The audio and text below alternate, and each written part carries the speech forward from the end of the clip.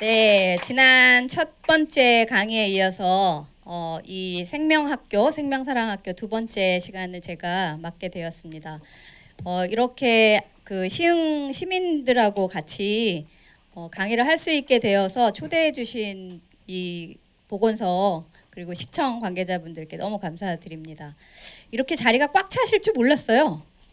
저는 이렇게 또 앞자리엔 잘 안 앉으시거든요, 보통. 그리고 뒤에 그냥 대충 이렇게 앉으시는데, 야, 뭐 서 계셔야 될 정도로 이제 오시는 분들은 네, 그렇습니다. 지난 첫 번째 강의가 너무 좋으셨던 것 같아요, 그죠? 네. 지난 이제 생명사랑학교 그 교장 선생님께서 첫 번째 강의를 해주셨고, 오늘은 저는 조금 제목이 조금 독하죠. 독을 빼고 생명을 주고받는 관계를 만듭시다. 이런데 왜 난데없이 이렇게 무서운 제목을 정했나 이러실 것 같아요. 그리고 뭐 내가 건강하게 지내는데 독을 또 뭘 빼지? 이런 생각 하실지 모르겠는데요. 이번 2시간 동안 내 안에 있는 좀 나 자신에게 독이 되게 하는 거, 혹은 내가 맺고 있는 관계에서 좀 독이 되게 하는 것들이 있는지 좀 성찰하시고, 그리고 그걸 좀 다 걷어내고 이제 내 안에 내 자신에게 그리고 관계에 좀 서로 생명을 줄 수 있는 그런 행동은 뭘 할 수 있을까, 이렇게 좀 생각해 보시는 2시간이 되었으면 좋겠어요. 자, 우선 옆에 계신 분들하고 그래도 같은 시흥 시민들이니까 눈인사라도 좀 이렇게 옆으로 하면서 눈인사라도 좀 나눌까요? 네, 네, 네, 좋습니다. 네. 제가 눈인사만 나누라고 말씀드렸는데, 안녕하세요, 반갑습니다, 이렇게 말씀도 하시네요. 네. 근데 눈으로 하는 것보다 이렇게 이 말로 하니까 어때요? 더 좋죠? 자, 그럼 이번에는 목소리를 내서 한번 인사해 볼까요? 옆에다 안녕하세요, 이렇게 크게. 안녕하세요. 네, 좋아요. 네, 네. 네, 더 좋죠? 얘기를 그렇게 하니까. 네. 이 강의를 오시기 전에 오시면서 오늘 지난주에 책자 받으셨죠? 그래서 아마 제목도 보시고 하셨을 텐데, 그래서 제 강의에 대해서 좀 기대를 하셨을 것 같아요. 이번 강의는 뭘 좀 배우게 될 것 같다. 이렇게 좀 기대감이 좀 있으셨나요? 어떤 기대감이 드셨어요? 저는 이렇게 일방적으로 2시간 내내 서서 강의하는 걸 잘 못해요. 제가 이렇게 질문하면 이렇게 탁 답을 주시고 이렇게 해야 더 저도 힘을 받거든요. 그러니까 저한테 생명을 주시는 의미에서 대답을 좀, 뭐 이게 정답이 있는 거를 제가 질문 드리는 게 아니니까 그냥 씩씩하게 좀 대답을 해주시면 좋을 것 같아요. 어떤 기대감이 있으셨어요? 내 몸에 무슨 독을 빼야 되나, 어떻게 빼야 될 것인가. 예. 이렇게 좀 알려고 왔어요. 그러니까요. 좋아요. 네. 지금 전화기 울리는 거 있는데요. 전화기 다 우리 좀 끌까요? 전화기 적어도 진동해서 들리지 않게, 중간에 나가시지 않게 하시면 좋을 것 같아요. 좋아요. 지금 저렇게 기대감을 갖고 시작하는 것과 그렇지 않은 강의는 내가 얻어가는 게 굉장히 다르다고 해요. 아침에 아이들더러 학교 보내면서 오늘 하루 어떻게 보내자 이렇게 얘기할 때랑, 그렇지 않고 그냥 가라 뭐 이렇게 했을 때랑 그 아이가 받는 힘이 다르다고 하거든요. 그래서 무슨 일을 할 때 내가 이 일을 통해서 뭘 얻고 싶은지 이렇게 기대감을 갖고 시작하는 거랑 아닌 거랑 다르다고 해요. 그래서 머릿속에 나는 오늘 요거 하나는 꼭 얻어갔으면 좋겠다, 이런 생각을 이렇게 머릿속에 그리셨으면 좋겠어요. 예를 들면 이런 거라는 거죠. 그 전화를 해서 친구한테 오늘 몇 시에 커피 한잔 할까? 이렇게 물을 때랑, 저기 우리 동네에 아주 정원을 잘 가꾼 그런 커피숍이 있는데 그 정원을 좀 내려다보면서 내가 커피 한 잔 살까? 이렇게 물어보면 누구 걸 더 먹고 싶겠어요? 두 번째 거. 그러니까 이렇게 좀 예쁘게 이미지로 만들어서 권하거나 뭘 하려고 할 때가 그 효과가 다르다고 해요. 자, 그러니까 오늘 주제를 생각하시면서 아까 저기 우리 어머니가 말씀해 주신 것처럼, 그러면 내 안에 있는 어떤 독을 좀 빼고 또 어떤 생명을 불어넣을지 그런 기대감을 갖고 시작하시면 좋을 것 같아요. 자, 올해도 벌써 5개월이나 지나서 6월을 맞이했는데요. 올 초에 그 매년 해가 바뀌면 왜 그 연초에 결심들 하시죠? 올해는 어떤 결심하셨나요? 네, 살을 빼자. 살을 빼자. 얼마나 빼셨으면 좋겠어요? 구체적으로 하면 2kg? 5kg. 네, 5kg 빼자. 이런 계획 세우신 분들도 계시고요. 또요. 아, 운동 좀 해야 되겠다. 네, 그래서 몸을 좀 건강하게 만들어야겠다. 네, 또요. 책을 좀 읽어야 되겠다. 네. 몸을 건강하게 한다면 좀 마음도 건강하게 책을 읽었으면 좋겠다. 이런 계획들 세우셨네요. 1번으로 살을 빼자 이런 말씀 나오셨는데 그래서 왜 연초에 되면 다이어트 계획 많이 세우시잖아요. 근데 다이어트라는 게 영어 표현인데 다이어트는 그냥 무작정 살을 빼는 게 다이어트인가요? 뭐예요? 다이어트의 원래 뜻이? 가진 뜻이? 그게 바로 이거예요. 독을 빼고 내 안에 건강하지 못한 것을 좀 밖으로 더 배출시키고 그리고 몸에 좋은 거를 넣자라고 하는 거죠. 아무리 몸에 좋은 것도 왜 그 과유불급이라고 많이 넣으면 어떻게 됩니까? 요즘 성인병이 그 보건소 여기 여러 선생님들 계시지만 성인병이 생기는 게 조금 먹어서예요? 많이 먹어서예요? 많이 먹어서잖아요. 그러니까 몸에 좋은 거라고 너무 많이 몸에 넣으면 그것도 독이 된다라는 거예요. 그래서 다이어트가 독을 좀 빼고 사실은 몸에 좋은 걸 넣자라고 하는 것처럼 건강을 위해서도 다이어트 하지만 우리 관계를 위해서도 다이어트가 좀 필요하다. 그러니까 관계에 독이 되는 거는 좀 제거하고 관계에 도움이 되는 활동을 좀 더 많이 하자. 그래서 오늘 하시게 될 것은 어떤 면에서는 관계에 대한 다이어트라고 볼 수도 있을 것 같아요. 그러면 어떻게 구체적으로 할 거냐? 이거를 이제 저랑 같이 이야기를 나누실 텐데 그 어떻게 할 거냐라고 어떻게 한다라고 하는 건 행동이죠. 네. 행동으로 바꿔야 되죠. 근데 행동은 그 눈으로 보고 귀로 들을 수 있는 것을 행동이라고 한답니다. 그럼 뭐예요? 눈으로 보고 귀로 들을 수 있는 건 말하기 하고 몸을 움직이는 거죠. 가령 행동이 아닌 건 이거예요. 믿어줄게. 믿어준다. 눈에 보입니까? 안 보이죠? 믿어줄게. 너 믿어줄게. 이거는 행동이라고 할 수 없어요. 그럼 믿어주는 행동을 구체적으로 어떻게 하냐? 하는 게 이제 눈으로 보이고 귀로 들을 수 있어야지 그게 이제 행동으로 되는 거죠. 네, 그래서 그렇게 눈에 보이고 귀로 들을 수 있는 말과 몸을 움직이는 동작, 활동하기를 통해서 우리가 독을 빼고 생명을 불어넣자라는 거를 이제 차근차근 배우시게 될 텐데 이제 그것을 위해서 제가 준비한 이 슬라이드를 좀 한 장씩 보면서 이야기를 같이 나눠볼게요. 자, 아까 올해 계획을 제가 여쭤봤었는데 올해뿐만이 아니라 내 삶의 목표, 그 여러분 자신의 삶의 목표는 뭘까?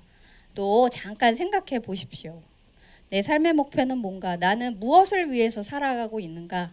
하루하루 어떻게 생활하고 있는지 이렇게 질문을 받으니까 사실은 내가 좀 별로 아무 생각 없이 살고 있는 거 아닌가? 이런 생각 드시기도 할 것 같은데 한번 생각해 보셨으면 머릿속에 아까 우리 처음 얘기했듯이 머릿속에 좀 그림을 그리시면 좋을 것 같아요. 내가 내 삶을 어떻게 꾸려나가고 싶은 건가?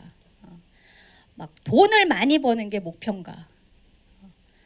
10년 뒤에 나는 뭘 하고 있으면 행복할까? 이런 것들에 대해서 목표를 한번 정하시는데요.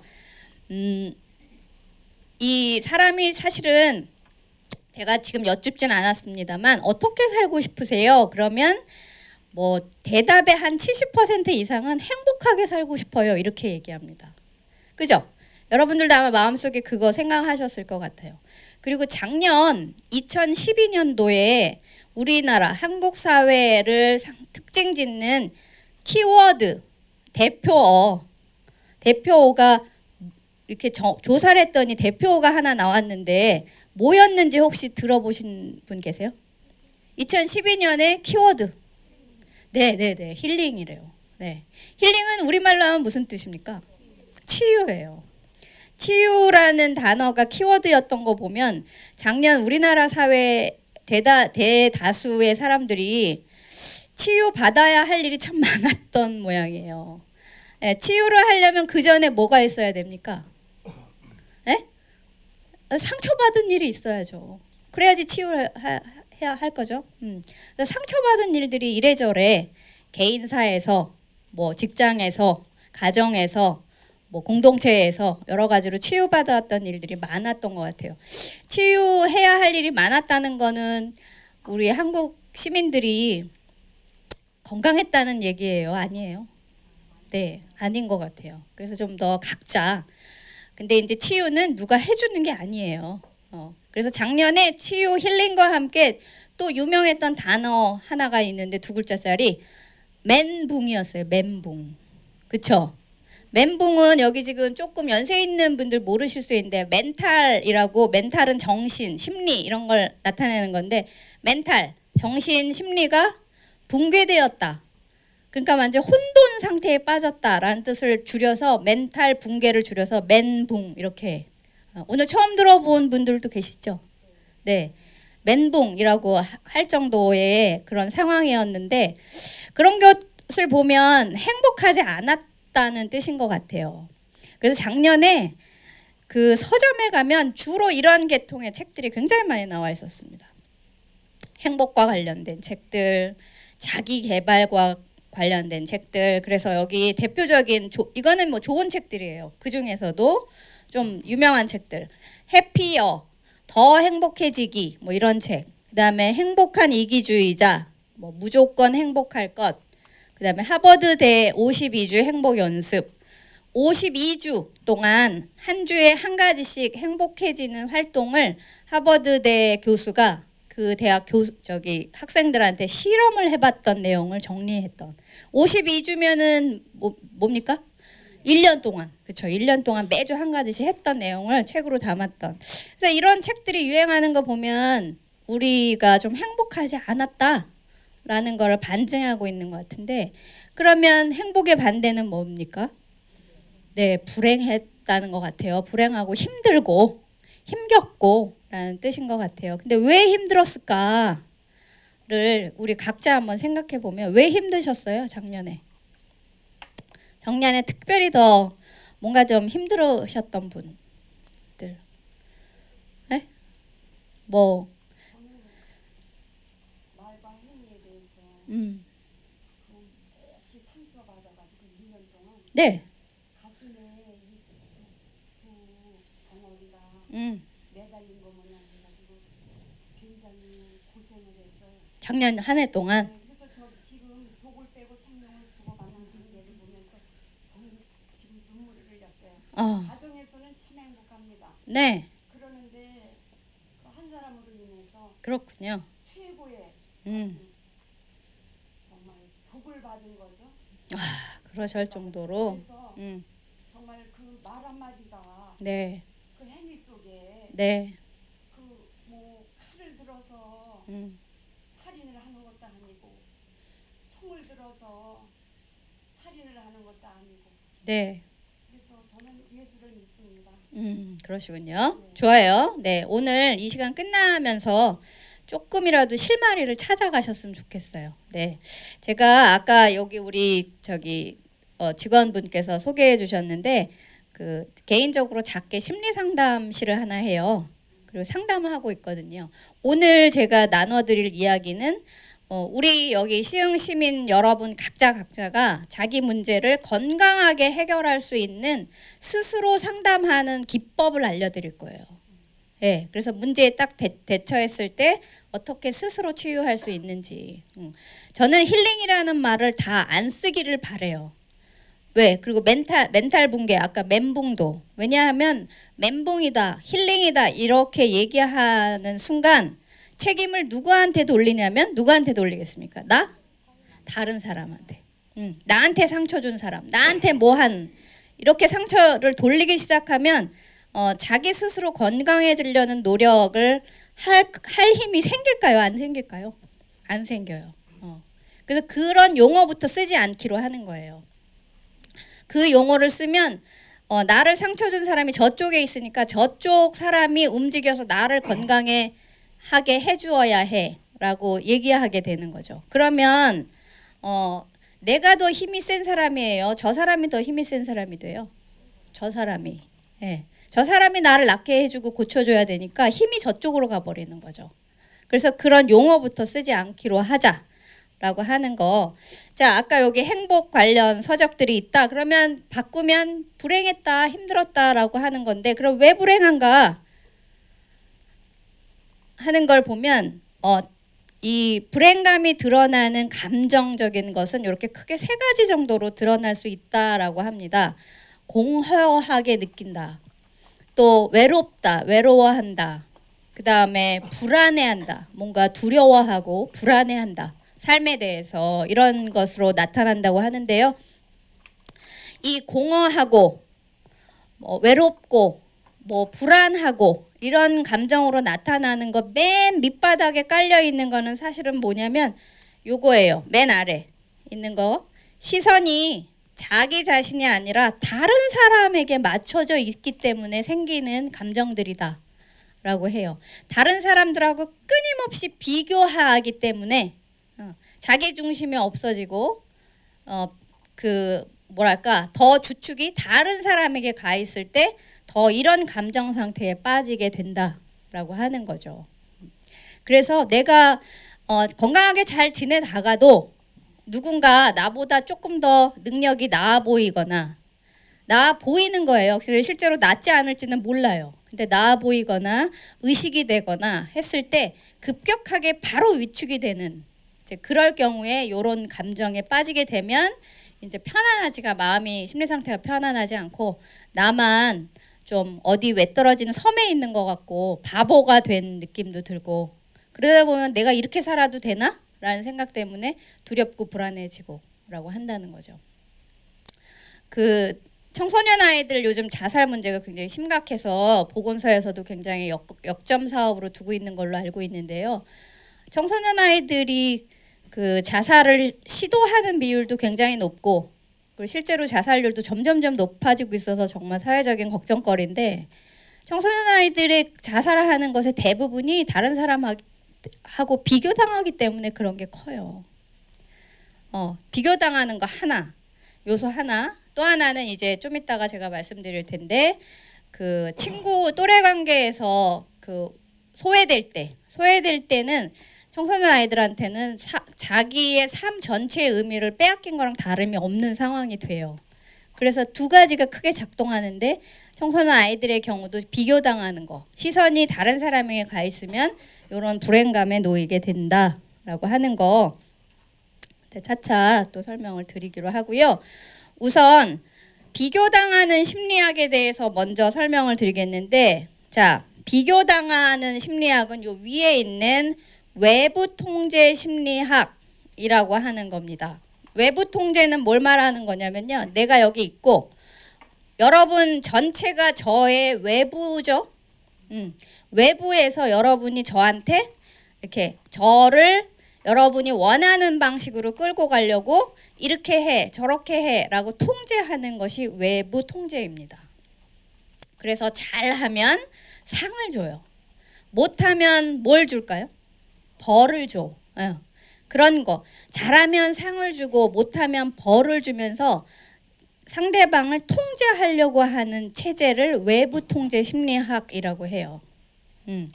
그 누구나 다 하고 있어요. 나도 하고 여러분도 하고 각자 다 하고 있는데 그러니까 예를 들면 대표적으로 외부 통제가 주로 작동하고 있는 사회 조직을 말한다면 제일 강력한 통제하려는 조직은 뭐가 있을까요? 네? 군대. 그렇죠. 군대. 군대는 상관이 말하는 건 무조건 따라야 되죠? 네. 이런 거. 군대 또 뭐가 어디가 있나요? 학교. 예, 학교도 그렇습니다. 학교 체제도 그렇고요. 또 독재. 독재하는 국가도 그렇습니다. 맞아요. 그다음에 감옥. 감옥도 이제 벌을 주려고 넣어 놓은 거잖아요. 그래서 그렇게 외부 통제를 하는 강력한 기관들이 있는데 예를 들면 가령 물건을 하나 훔친 사람에게 가령 6개월을 저 구류를 시켰다고 칩시다.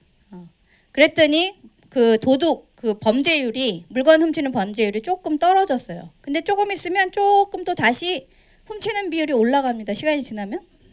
자, 그러면 이게 효과가 있었어요, 없었어요? 없으면 그 다음에는 그 훔친 사람에게 형을 얼만큼 해야 될까요? 강하게 해야 되겠죠. 1년 해. 그럼 1년 하면 조금 약간 떨어지는 것 같다가 또 조금 올라가. 그럼 어떻게 해야 돼요? 그 다음에 더 강하게 해야지. 외부 통제는 일시적으로는 효과가 있어요. 근데 계속 그 통제하는 강도를 높여줘야 해. 예. 그럼 효과가 있는 거예요, 없는 거예요? 없는 거예요. 대표적인 외부 통제로 우리 어머니들 여기 시민들께서 알고 계시는 게 그거예요. 파블로프라는 과학자의 개 실험. 예, 파블로프라는 과학자가 개를 데리고 실험을 했죠. 해서 가만히 있을 때는 먹이를 안 주고 종을 딸랑딸랑 울리면서 먹이를 줬어요. 그랬더니 그 다음에는 종만 쳐도 개가 달려와서 침을 흘려. 그래서 생물에게는 자극을 줘야 반응을 하는구나. 그 자극 반응 이론이거든요. 외부 통제의 대표적인 그 심리학 이론이 저 자극 반응 이론이에요. 그런데 처음에 그 이론이 나왔을 때는 굉장히 인기가 있었어요. 그렇구나, 대단한 거 발견했다 그랬어요. 그런데 좀 있다가 이 이론이 무너졌어요. 사람에게는 통하지 않는다 라고 한 거죠. 사람한테 뭘 반응을 하게 하려고 끊임없이 자극을 줘도 자기가 정작 하고 싶어 하지 않는 거면 움직이지 않는다 라는 걸 발견하신 거죠. 여기 어머니 그 교회 다니신다고 했는데 대표적인 사례가 순교하는 거예요. 너 배교해라, 신앙을 버려라, 그렇지 않으면 버리지 않으면 죽인다 라고 하면 자극을 줬으니까 사실은 다 배교해야 되죠. 근데 순교자가 세계 곳곳에 많이 있죠. 그건 왜 그래요? 아무리 자극이 와도 나는 내 신앙을 버리지 않겠어 라고 자기 자유의지를 지키려고 하면 목숨까지 버린다는 거죠. 그죠? 그래서 자극 반응 이론은 통하지 않는다 라고 이제 금방 좀 있다가 뒤집어진 이론이에요. 그래서 외부 통제 이론은 효과가 없다 라고 하는 걸 밝혀낸 거죠. 재밌는 사례를 하나 말씀드리면 제주도에 그 서커스단이 있는데 그 서커스단에서 하는 제일 인기 있는 쇼가 아기 돼지 쇼가 있대요. 근데 무슨 쇼냐면 아기 돼지한테 계단을 이렇게 올라갔다가 미끄럼틀을 쭉 타고 내려오는 쇼를 하는 거예요. 이렇게 신기하잖아요? 재밌잖아요? 몇 개 계단 올라갔다가 쭉 타고 내려오면 여기 밑에서 먹이를 줘요. 근데 이 아기 돼지 쇼에 그 출연하는 아기 돼지가 생후 얼마 안 돼서 아주 어린 아기 돼지를 한대요. 근데 한 달쯤 지나면요, 이 아기 돼지를 다른 돼지로 바꿔줘야 된대요. 계속 그걸 시키잖아요. 그러면 얘가 안 한대요. 왜 안 할까요? 에? 되풀이 되는 것 때문에. 근데 그걸 안 하면 얘는 먹이를 못 먹어. 근데도 안 하고 여기서 안 올라가고 버티고 있대요. 왜 안 할까요, 얘가? 버티면 안 줘요. 아버님, 버텨도 안 줘요. 안 줘서 심지어는 얘가 굶어 죽는데요. 왜 안 할까? 내가 이렇게 하고 먹고 살아야 되냐? 하물며 돼지도 그런다는 거예요. 네. 이 쇼를 시키면 사람은 얼마나 할까요? 사람은 더 길게 할까요? 짧게 할까요? 어머니들 같으면 어때요? 며칠 하고 싶으세요, 그 쇼? 사람은 먹이로는 안 되겠죠. 조금 다시 유혹물이 다른 거면 할 수도 있어. 가령 이 쇼를 뭐 1년 하면 집을 한 채 준다. 그럼 할까요? 뭐 해요 그걸. 하여튼 하물며 돼지도 자극 반응 이론, 저 외부 통제 당하는 걸 원하지 않을 거다 라고 하는 거죠. 그럼 우리는 어떻습니까? 돼지보다 훨씬 월등한 외부 통제 당하고 싶나요? 아니죠. 네, 외부 통제 당하고 싶지 않아요. 그러면 나는 당하고 싶지 않다. 그럼 다른 사람을 외부 통제하고 싶으세요? 근데 우리 엄마들 많이 합니다. 제일 많이 하는 대상이 누굴까요? 자식한테 제일 대표적으로 하는 외부 통제 행동 뭐예요? 하지 말라고 뭐 해요? 매 들어요? 옛날에 매도 들었어요. 요즘엔 뭐 해요? 말로 뭐 합니까? 잔소리.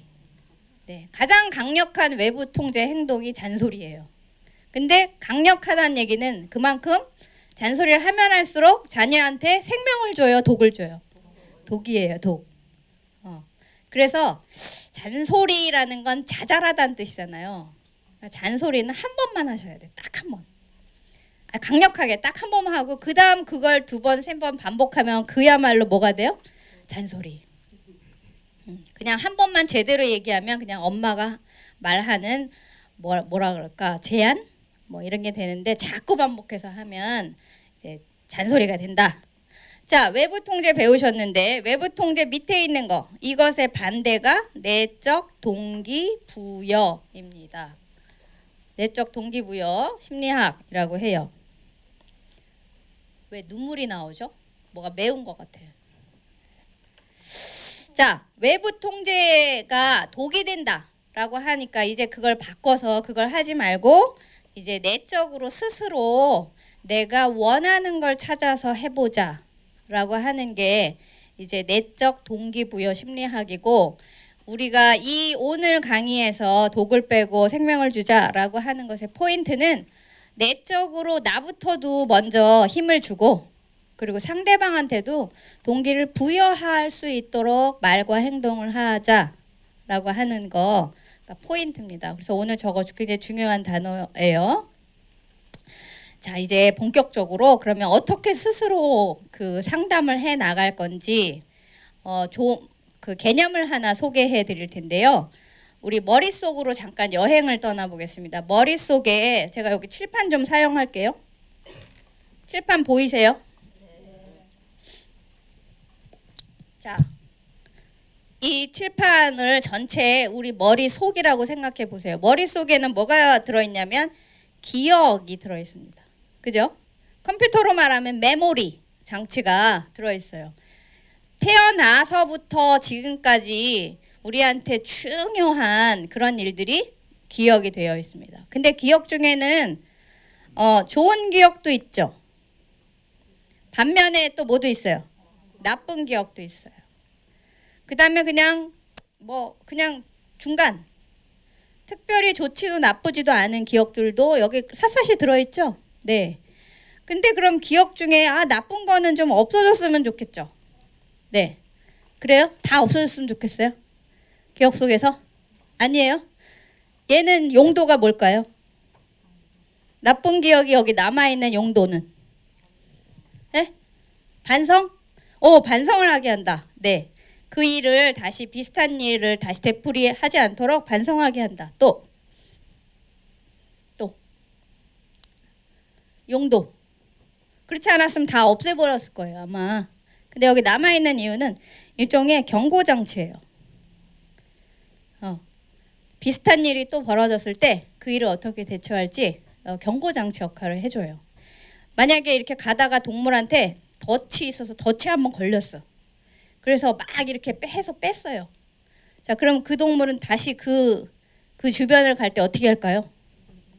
굉장히 조심하겠죠? 그 주변을 살피고.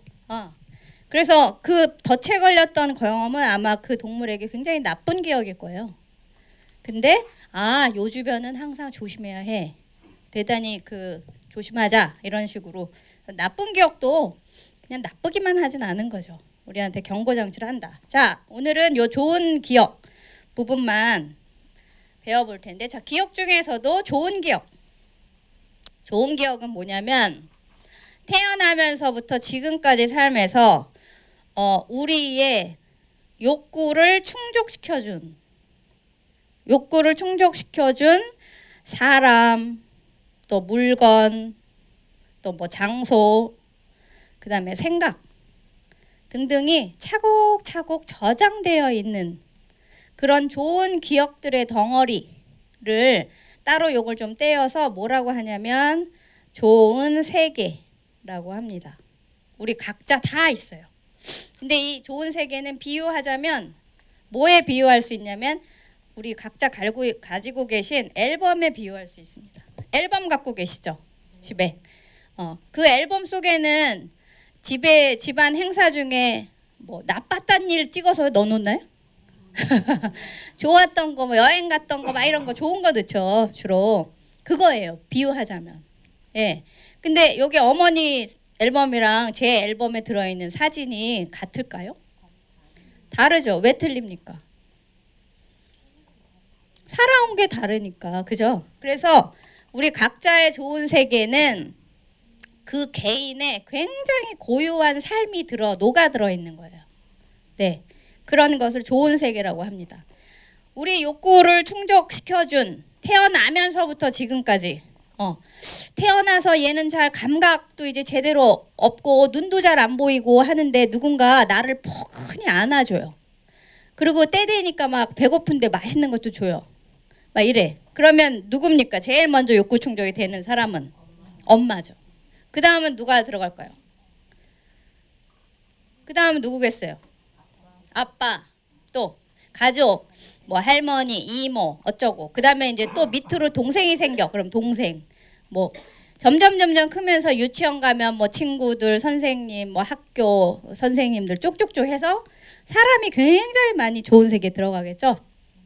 자, 여러분의 좋은 세계에 들어있는 물건은 뭐가 있나요? 여러분 각자의 좋은 세계에 들어있는 욕구 충족이 되는, 즉 그 물건을 생각하면 기분이 좋은 그런 물건들은 뭐가 있어요? 돈! 1번으로 돈이 나왔습니다. 또 뭐 있어요? 네? 집! 네, 집. 또? 없어요? 좋은 세계? 좋은 세계에 들어있는 물건. 네? 책! 그렇죠, 책. 또? 차! 뭐 이거 귀걸이, 목걸이 이런 장신구, 옷, 신발, 뭐 가방, 그 다음에 그 손에서 한시도 안 내려놓는 휴대폰. 청소년 아이들의 좋은 세계에 들어있는 물건은 뭐가 있을까요? 핸드폰, 또 컴퓨터, 뭐 게임기, 그런 것들이죠. 네. 장소는 뭐가 있어요? 우리 각자의 장소, 좋은 세계에 들어있는 장소. 네? 집, 또 고향, 어릴 때 살던 집, 고향, 또 여기 시흥시, 네, 여기 이 동네 살고 있으니까 시흥시. 또요?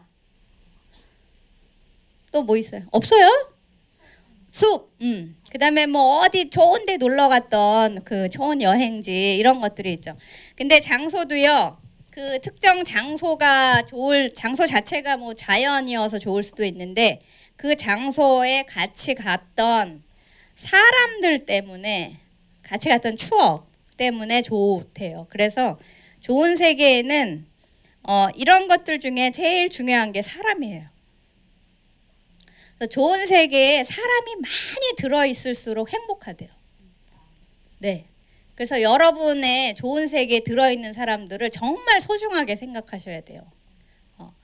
그래서 제가 이렇게 다른 프로그램 할 때, 좀 길게 가는 프로그램 할 때는 나의 좋은 세계에 들어있는 사람을 300명 적어오기를 시켜요. 네, 300명. 300명 금방 적어요. 어릴 때부터, 태어나면서부터 지금까지면 뭐 가족, 뭐 어릴 때 유치원 때 친구, 초등학교, 중고등학교, 직장, 뭐 교회, 성당, 뭐 이렇게 그룹핑하면 금방 적습니다. 네. 그래서 좋은 세계의 사람이 풍요롭게 많이 있을수록 좋다고 해서 과제를 드리면, 과제를 쓰다가 어머 이 사람을 오랜만에 떠올렸어.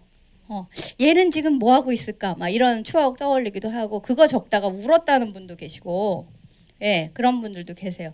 좋은 세계에는 누가 제일 중요하다? 사람이 중요하다. 그래서 감옥에 있는 재소자들한테 좋은 세계에 들어있는 사람을 한번 설명해주고 한번 써봐라. 너의 좋은 세계에 누가 들어있는지. 그러면 10명을 채 못 쓴대요. 특히 이렇게 강력범인 사람들은.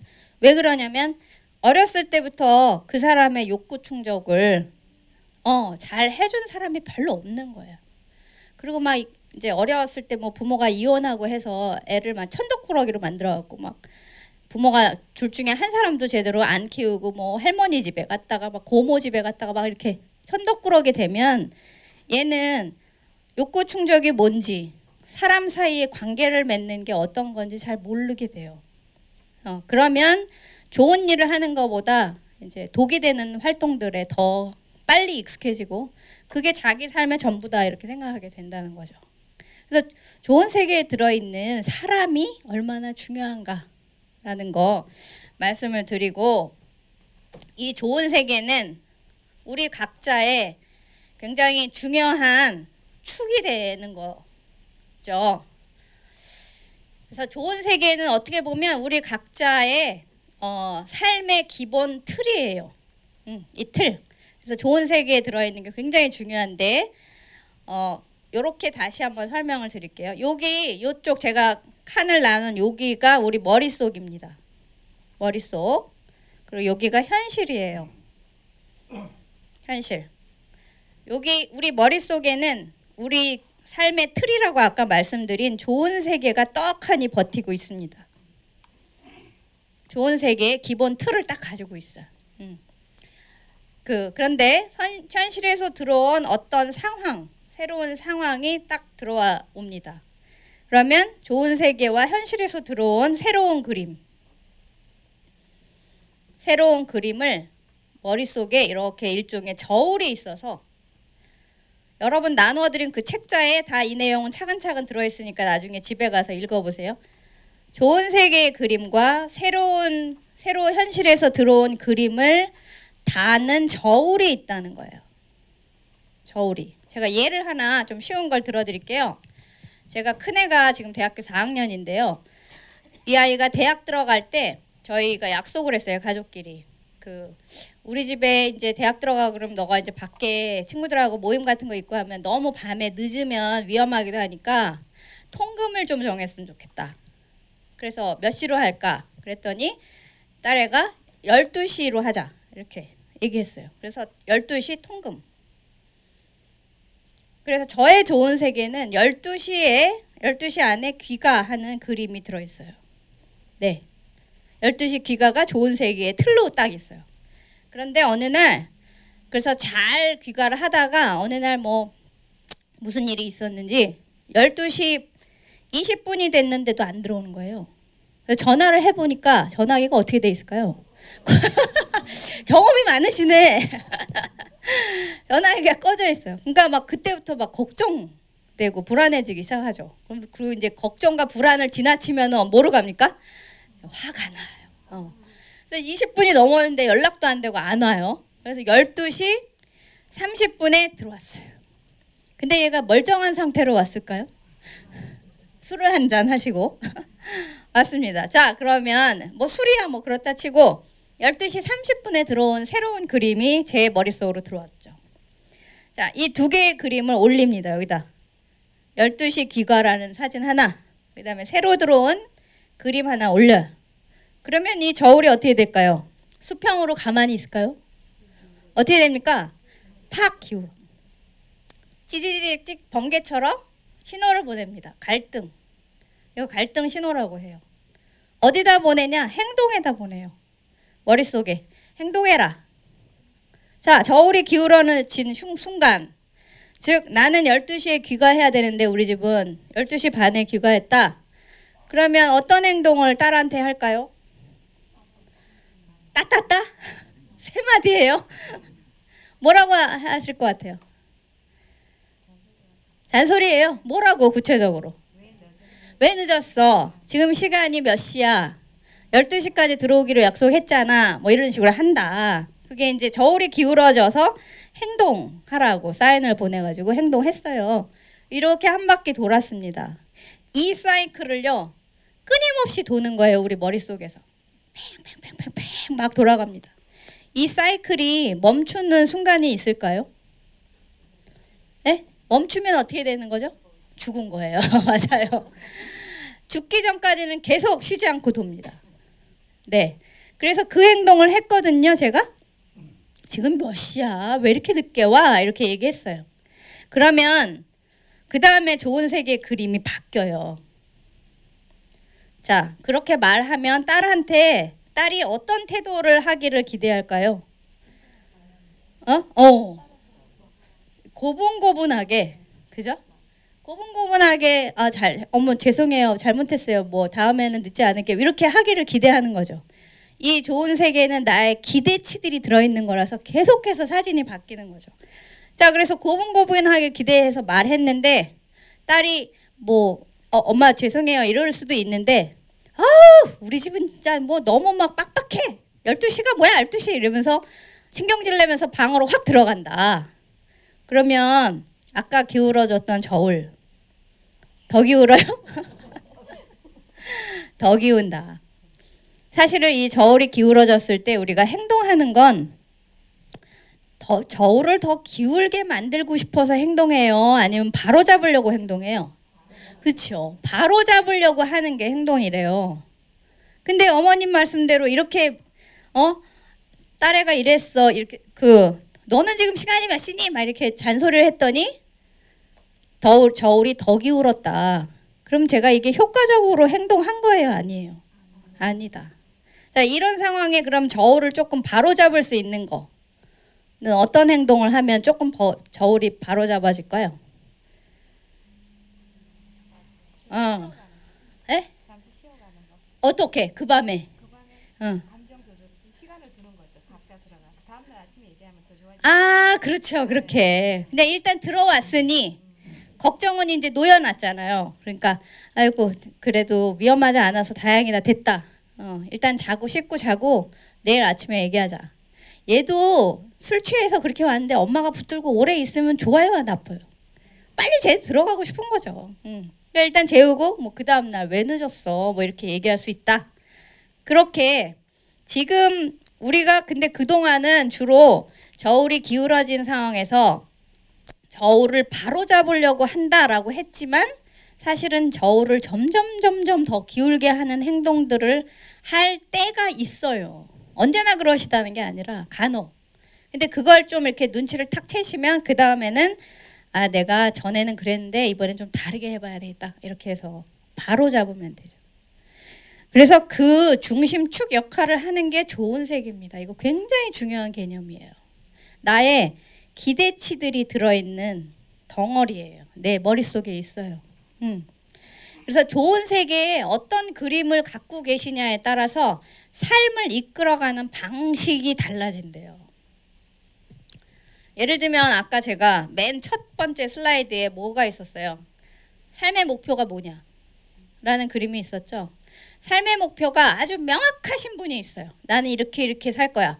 5년 뒤에는 어떻게 하고 5년, 10년 뒤에는 뭘 하고 있고 그 다음에는 뭘 하고 있을 거야. 이렇게 계획을 잘 세우고 있는 분은 그 목표를 향해서 차근차근 준비해서 갑니다.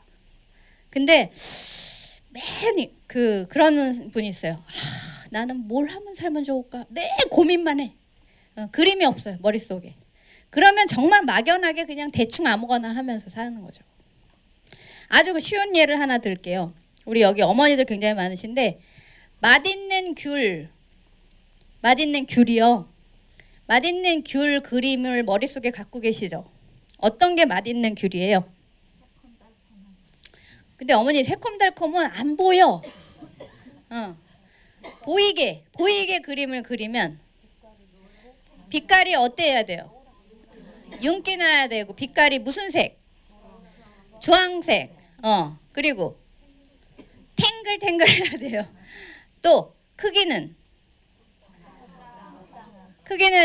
요즘에 이렇게 상자에 보면 호수가 있어요. 호수. 5번, 4번, 5번. 요 정도 4번, 5번 정도. 그렇게 머릿속에 우리 어머니는 또 그리고 장을 많이 보러 다니셔서 알아요. 귤을 보면 요거 맛있겠다. 그래서 그거 사오면 맛있죠. 그런데 과일을 잘 안 사본 남성들한테 한번 과일 사보라고 하세요. 무슨 맛이 없죠? 그 무슨 얘기예요? 그거는 머릿속에 과일 그림이 명확하지 않은 거예요. 좋은 세계에. 맛있는 과일 그림이 있으면 남성들도 시장 잘 봐옵니다. 그럼 평소에 요렇게 생긴 건 맛있더라. 요걸 잘 머리에 입력하고 계신 분들은 잘해요. 근데 뭐 남성들은 또 나름대로 잘하는 게 있으니까 과일에만 한정하자면 제가 아까 술 마시고 들어왔던 그 큰딸하고 남편한테 각각 귤을 사오라고 한번 시켜봤어요. 일부러 시킨 건 아니고 슈퍼 갈 때 사오라고. 딸이 아주 맛있는 귤을 사왔더라고요. 남편한테 시킨 귤은 맛이 없었어요. 그 왜 몸체에서 좀 껍데기가 좀 붕 떠 있는, 이게 크고 이제 크고 뭐 이러면 좀 맛있다 이렇게 생각을 하는지 맛이 달라. 그건 무슨 얘기예요? 남편의 좋은 세계에 있는 귤과 딸의 좋은 세계에 있는 귤 그림이 다르다는 거예요. 명확히. 그래서 명확하면 명확할수록 그 목표를 향해서 정확히 행동해서 목표 성취를 해요. 네. 그래서 좋은 세계에 있는 그림이 굉장히 중요한 거예요. 청소년 아이들한테 너의 꿈이 뭐니? 이렇게 얘기했을 때 저는 이렇게 하는 거를 계획해서 하려고 해요. 라고 분명하게 얘기하는 아이는 그거에 관련된 생각도 많이 하고 뭐 책도 읽고 나름 탐색을 해서 분명해진 거죠. 말하자면 좋은 세계에 자기의 삶의 목표가 명확한 거예요. 근데 저는 맨날 바뀌어요 라든지 뭘 해야 될지 잘 모르겠어요. 대충 살죠 뭐. 그리고 맨날 이렇게 삥 뜯어가지고 그렇게 사는 애가 있어요. 그래서 걔랑 상담을 할 때 얘기시켜보면 저는 그냥 이렇게 살다가 죽을래요 이래요. 그러니까 이 좋은 세계의 그림이 어떤 종류로 어떤 양과 질과 명확성으로 들어있느냐에 따라서 그 사람의 삶의 색깔도 다르고 형태도 다르고 다른 거죠. 질도 달라지는 거예요. 그래서 우리 부모님들이 청소년 아이들 돌봐주실 때 무작정 뭐 비싼 학원 과외 골라주는 게 아니라 얘가 뭘 하면서 살고 싶은지 그런 이야기를 끊임없이 나누셔야 돼요. 좋은 세계의 그림을 명확하게 만들어 나가는 거. 그걸 안 하면요. 대학을 가요. 가는데 이제 대학에 가서 사춘기를 겪는 아이들 꽤 많아요. 그때 가서 뭘 해야 되는지 몰라요. 그래서 전공도 막 적응 못 해갖고 재수, 삼수 뭐 막 이렇게 해요. 대학원 나와도 뭘 해야 될지 몰라요. 그런 친구들 많죠 요즘에. 좋은 세계의 그림을 명확하게 하는 것을 진로 탐색으로 해야 하는데 하지 않으면 아무리 좋은 대학 가도 소용없는 거예요. 근데 우리나라는 그걸 안 가르쳐요. 안 가르치고 맨 좋은 학교만 가라고 하는 거예요. 가면 뭐합니까? 자기 삶의 내용을 모르는데 뭘 하고 살아야 될지 모르는데. 그래서 좋은 세계에 자기 자신의 삶을 어떻게 꾸려나갈 건지 명확하게 하는 작업들, 이것을 자기 직면 혹은 자기 성찰 이렇게 얘기하는데, 그리고 이것을 그 심리학에서는 자기 정체성을 수립하는 작업이 청소년기에 제일 중요한 삶의 목표거든요. 이 정체성을 수립하는 게. 근데 이 과정을 가정이나 사회에서 제대로 못 해주면 나중에 이게 언제 다시 돌출하냐면 40대에 정체성의 혼란으로 고민하는 분들 많이 생겨요. 그래서 늦게 왜 오춘기 뭐 이렇게 말하죠. 이거예요. 지금까지 그냥 대충 살았는데 어느 날 보니까 자기가 왜 사는지 뭘 하면 살면 좋을지 잘 모르겠다. 이렇게 생각하기 시작하면서 자기를 들여다보기 시작한 거. 그죠? 그래서 정체성에 대한 고민을 다시 하기 시작하는 거. 저한테 온 그 어떤 40대 후반 그 공무원이셨는데 그분이 그 뭐 하여튼 공무원으로 공무를 수행하다가 사고가 나서 잠깐 한 달을 입원했었어요. 그래서 복직을 해야 되는데 입원에서 나와서 복직을 해야 되는데 복직을 해서 직장 생활을 다시 하기가 두렵다라는 거예요. 그래서 약간 공황 상태 같이 빠졌어요. 그래서 상담을 오시게 됐는데 그분이 와서 이런저런 얘기를 몇 회기에 걸쳐서 나누다가 하루는 이러시는 거예요. 어느 날 집에 가는데 어디 외출했다가 집에 가는데 허름한 러닝 셔츠, 하얀 러닝 셔츠 입은 아빠가 뒤에 아이를 태우고 아이는 아빠 허리를 꼭 붙잡고 그리고 그 자전거 앞에는 까만 봉지에다 뭐 물건을 사셨는지 2개를 달랑달랑 매달고 이렇게 가는 골목길을 가는 모습을 봤다. 근데 나는 아이를 데리고 저거 자전거 한 번을 안 태워준 것 같다라는 거예요. 그래서 자기는 지금까지 아이랑 뭘 하면서 지냈나, 아이랑 즐겁게 가진 시간이 뭐 언제였나. 까마득하게 여행 간 기억도 잘 안 나고. 그러니까 가족들하고 이렇게 뭐 잘 살고 이런 경험이 없고 기억이 잘 없고 해서 자기가 지금까지 살아온 삶에 대해서 다시 한번 재고해야 되지 않나 이런 생각을 하시게 됐다라고 하는 거예요. 그래서 직장을 다시 돌아간들 내가 그 생활로 똑같이 돌아가서 가족들하고 좋은 시간도 못 보내고 그렇게 살 걸 똑같은 생활로 돌아가고 싶지 않아서 내가 직장에 가기를 두려워하는 것 같다라고 얘기를 하는 거죠. 바로 이거예요. 이제 자기 성찰, 자기 정체성을 다시 한번 재고해야 하는 시점이 된 건데 그걸 그분 당신께서는 위기라고 생각하고 되게 힘들어하지만 사실은 위기는 뭐 기회라는 말이 있듯이 중요한 기회이죠. 그래서 다시 찾아보자. 어렸을 때 정말 공무원 말고 하고 싶었던 거 그게 뭐냐 그랬더니 의외로 소설가가 되는 게 꿈이었었대요. 그래서 자기 글쓰기 같은 거를 먼저 시도해보자 라고 해서 왜 요즘에 글쓰기 가르쳐주는 그런 기관들이 꽤 있거든요. 자기 성찰하면서 그것을 차차 시작했어요. 그 집에 계신 배우자는 당장 벌이를 못하니까 뭐 빨리 상담을 하고 나서 상담으로 치유하고 나면 복직을 해야 되지 않냐라고 뒤에서 막 성화신데 성화하면 할수록 이분이 직장에 돌아갈 수 있을까요? 없어요. 이분이 하고 싶은 거를 흠뻑 좀 하면 욕구 충족을 좀 흠뻑 하면 또 힘을 얻어서 새로운 일에 도전을 하는데 지금은 계속 외부 통제를 하면 이 사람은 계속 낭떠러지에 떠밀리는 심정 때문에 일을 못해요.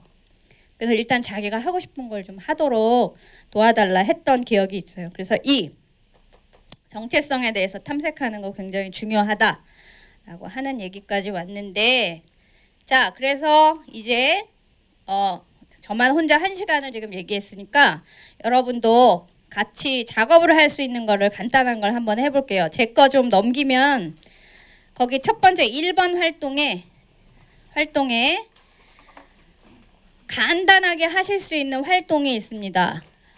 뭐냐면 현재 걱정하고 있는 것을 해결하는 데 도움이 되는 방법을 하나 해보자라고 하는 거. 자, 걱정하고 있는 거다. 걱정하고 있는 것이다. 라고 하는 거는 내가 원하는 게 여기 있는데 원하는 게 있어요. 원하는 거. 근데 원하는 게 이루어지면 걱정을 할까요? 그럼 걱정이라는 얘기는 무슨 얘기예요? 원하는 대로 상황이 돌아가지 않는다. 라고 하면 이제 걱정스러운 일, 근심스러운 일, 그죠? 그래서 갈등에 빠지게 되겠죠.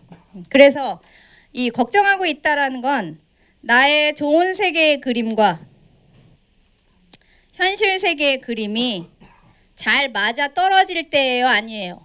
안 맞아 떨어질 때 걱정하게 된다, 갈등하게 된다라고 하는 거예요.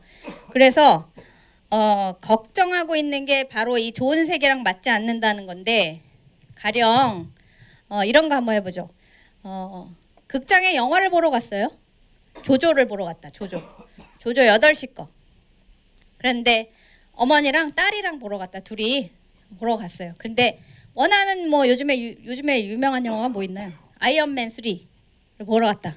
근데 막 그게 너무 인기가 많아가지고 조조를 8시 걸 보러 갔는데 매진이야. 매진이고 11시 30분 거가 있어요. 네. 그러면 내가 원하는 건 뭡니까 이 상황에서? 조조 보는 거죠. 근데 실제 현실은 어때요? 11시 30분 거밖에 없어. 그러면 갈등 신호가 저울이 확 기울면서 갈등이 오죠. 자, 이럴 때 갈등 신호가 왔을 때 내가 할 수 있는 행동을 3가지로 나눠보자. 1번, 2번, 3번.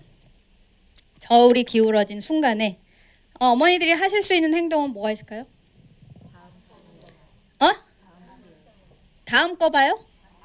다른 거, 다른 영화 본다. 그렇죠? 8시에 조조에 있는 다른 영화를 본다. 또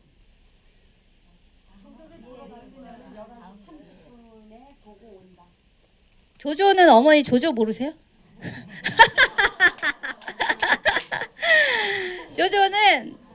그날 제일 빨리 하는, 제일 일찍 하는 영화 보통 8시, 8시 30분 이렇게 해요.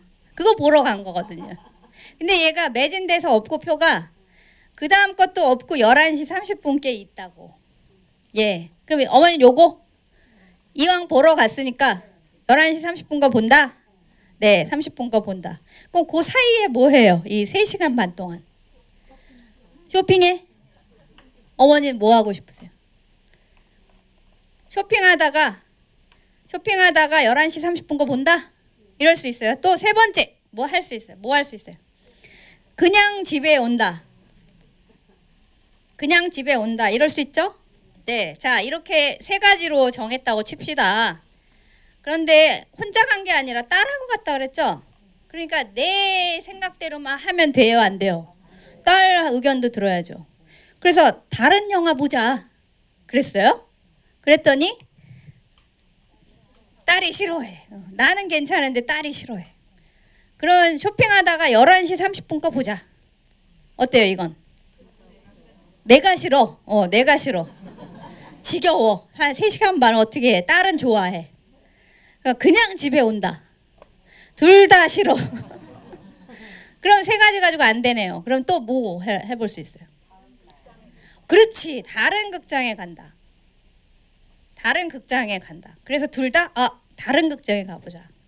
가령 C 땡땡 극장에 갔는데 그 다음에 M 땡땡 극장에 가자. 뭐 이랬다. 그래서 다른 극장으로 갔어요. 이거 둘 다 오케이 나왔으니까 다른 극장으로 가기로 결정을 내리는 거예요. 다른 극장으로 M 극장으로 갔습니다. 그랬더니 여기도 이제 아침에 이르니까 뭐 옮기는 시간이 있고 해도 한 9시에서 10시 거는 있지 않을까 하고 기대하고 가죠. 갔는데 여기는 12시 10분이야. 자, 이러면 또 겨울이 어떻게 돼요? 다시 기울죠. 그럼 이 상황에서 또 1번, 2번, 3번, 4번 쭉쭉쭉쭉 대안을 내놓고 가장 둘 다 욕구 충족이 되는 행동을 하자라고 해보는 거예요. 지금 그거 연습해 보시는 게 그 페이지거든요. 자, 이 각자 하면 얘기가 좀 혼돈될 수 있으니까 오늘 관계에 독을 빼고 생명을 주자라고 이왕 주제가 정해졌으니까 제가 공통 주제를 드리겠습니다. 그러면 할 수 있는 행동을 1번 행동, 2번 행동 그걸 하면 결과가 어떨지도 한번 써보는 건데요. 이렇게 해볼게요. A랑 B랑 C랑이 친구예요. 네. 그래서 셋이 같이 모임을 하기로 했어요. 그래서 가령 뭐 5일에 모임을 하기로 했다. 근데 4일이에요, 오늘이. 셋이 모이기로 했어요. 그래서 일을 해야 해. 그냥 노는 게 아니라 뭐 일을 해야 되는데 내가 A예요, 나는. 근데 B가 나한테 전화를 해가지고 내일 저기 C도 오니? 그러는 거야. 그래서, 오지. 우리 셋이 모여서 회의하기로 했잖아. 그랬더니 나 C 오면 안 갈래. 나 C 오면 안 갈래. 이럽니다. 자, 그러면 내가 기분이 어때요? 내 저울 어때요? 기울죠? 왜? 내가 바라는 나의 좋은 세계에 있는 그림은 뭐죠? 셋이 같이 모여서 일하는 거. 근데 지금 어떤 상황이 벌어졌어요? B가 전화해서 나 C 오면 안 갈래. 이런 상황이 벌어졌어요. 아시겠죠? 자, 이럴 때 내가 할 수 있는 행동은 1번 행동 각자 거기다 써보시라고.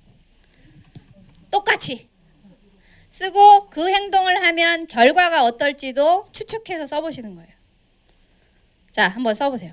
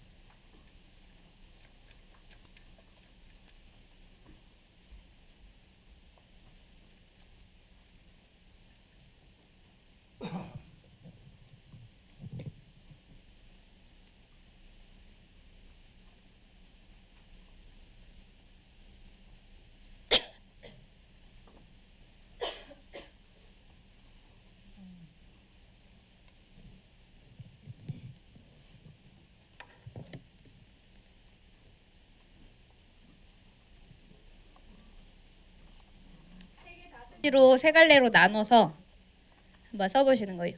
옆에 분들하고 안 친하신가요 지금? 옆에 분한테 보여주면 안 되나요? 안 돼요? 안 돼요? 안 돼? 자, 그럼 우리 다 같이 해볼까요?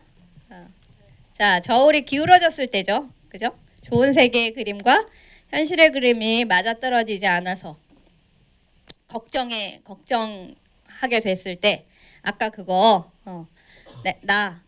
내 B, C 있는데 얘 C가 오면 B는 안 온다 이렇게 얘기해요. 자, 첫 번째로 할 수 있는 행동은 뭐가 있을까요? B를 설득한다. 네, 설득한다. 그러면 결과가 어떨 거예요? 안 되는 걸 왜 합니까? 자, 안 될 것 같다. 결과가 별로다. 그 될 수도 있어요. 네. 세모도 있을 수 있고 될 수도 있어요. 이럴 수 있다. 두 번째. C에게 전화해서 연기한다. 전화해서 연기한다. 자, 연기한다. 그러면 결과는 이거는 내 문제니까 나한테 도움이 되냐가 좋은 결과예요. 그죠? 이렇게 하고 나면 어때요, 결과가? 싫어요? 어떤 면에서 싫죠? 오늘 내일 해야 되는데 그 일을 또 연기해야 되죠. 그러니까 일이 잘 진척이 안 돼. 나는 안 좋아. 이렇게. 그래서 일이 진척이 안 된다. 진척이 안 된다. 네. 시하고 같이 하고 그다음에 또 그러니까 C랑만 한다라는 거죠.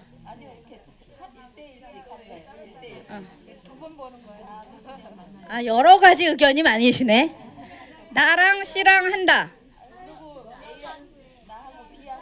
잠깐만요, 한 명씩. 자, 나랑 C랑 한다. 일을. 자, 이러면 결과는 일은 되겠죠. 일은 진척이 돼. 근데 관계는 회복이 안 된다. 이럴 수 있어요. 자, 그러면 나랑 C랑 하고 또 나랑 B랑 또 하고 나는 뭐냐? 중간에 낀 나는 여러 번 만나야 되고 수고해야 되고 그죠? 시간도 그렇고 안 좋다. 또 5번.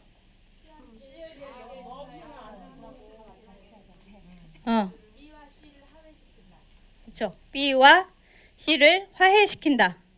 그러면 결과는 이게 될까요?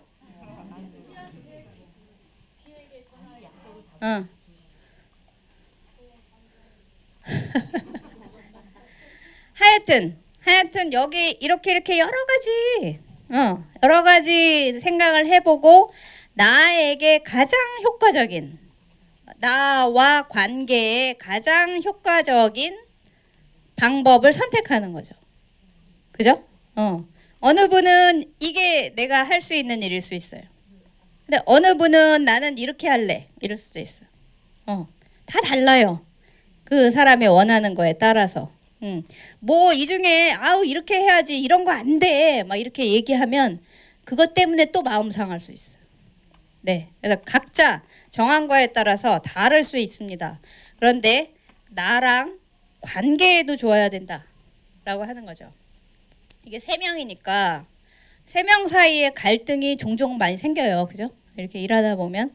자, 이럴 때 제일 안 좋은 방법은 뭘까요? 그치. 둘이 막 짝짝꿍이 돼가지고 이간질해서 얘를 뭐 제재한다든지 아니면 얘한테 뭐 놔두고 얘한테 또 야 B가 너 싫댄다 막 이러면서 막 이렇게 다 얘기해. 막 이렇게 해서 누구 하나를 완전히 또 이렇게 배제시켜 버린다 하면 이제 최악의 결과를 맞이하는 거죠. 그래서 이런 문제가 생겼을 때 제일 좋은 방식은 뭐예요? 모든 문제에 제일 중요한 거는 솔직함이에요.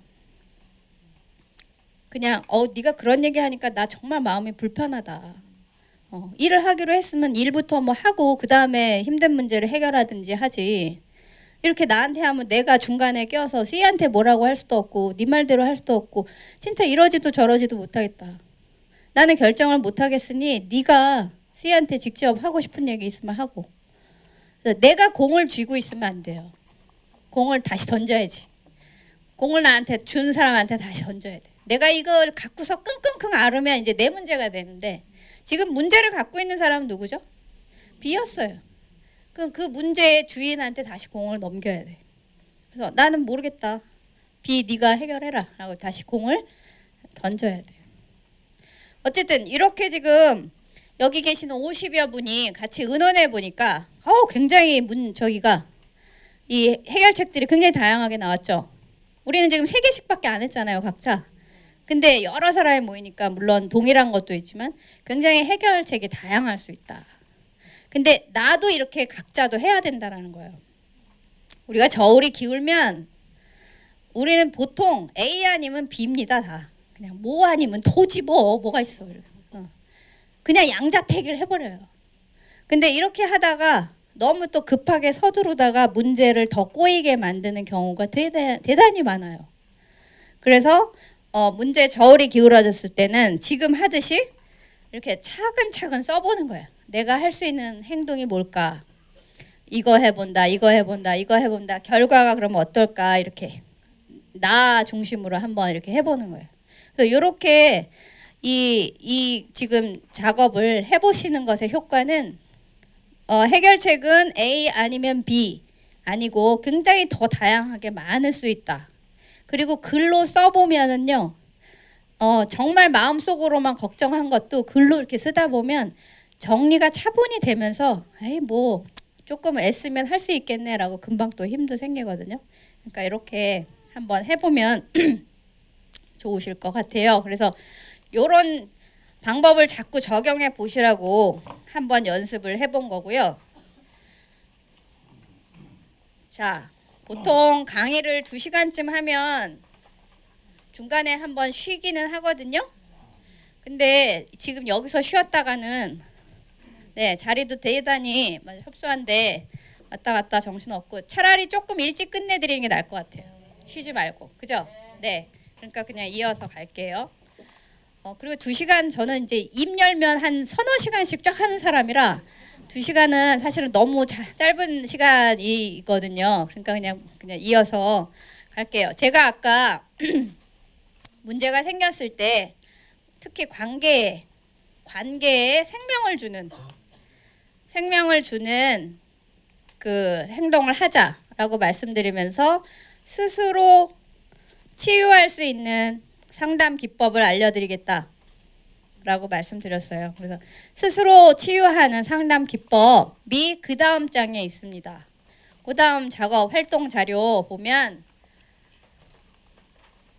스스로 상담하는 아주 쉬운 기법입니다. 원하평계 이렇게 나와 있는 아주 간단한 상담 방법이고요. 저도 상담을 이 체계에 맞춰서 해요. 그러니까 여러분도 이거 오늘 배우시면 적용하시기 좋을 것 같아요. 첫 번째 단계는 뭐냐면요.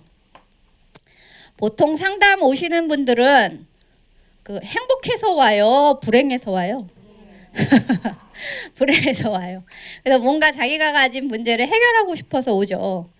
그래서 오셔가지고 뭐 힘드신 문제 저기 얘기 한번 해보실까요? 이렇게 얘기하면 대뜸 하신다는 말씀이 진짜 저는 살고 싶지 않아요. 죽고 싶어요. 이렇게 얘기해요. 자, 이분이 원하는 게 뭐예요? 죽고 싶다.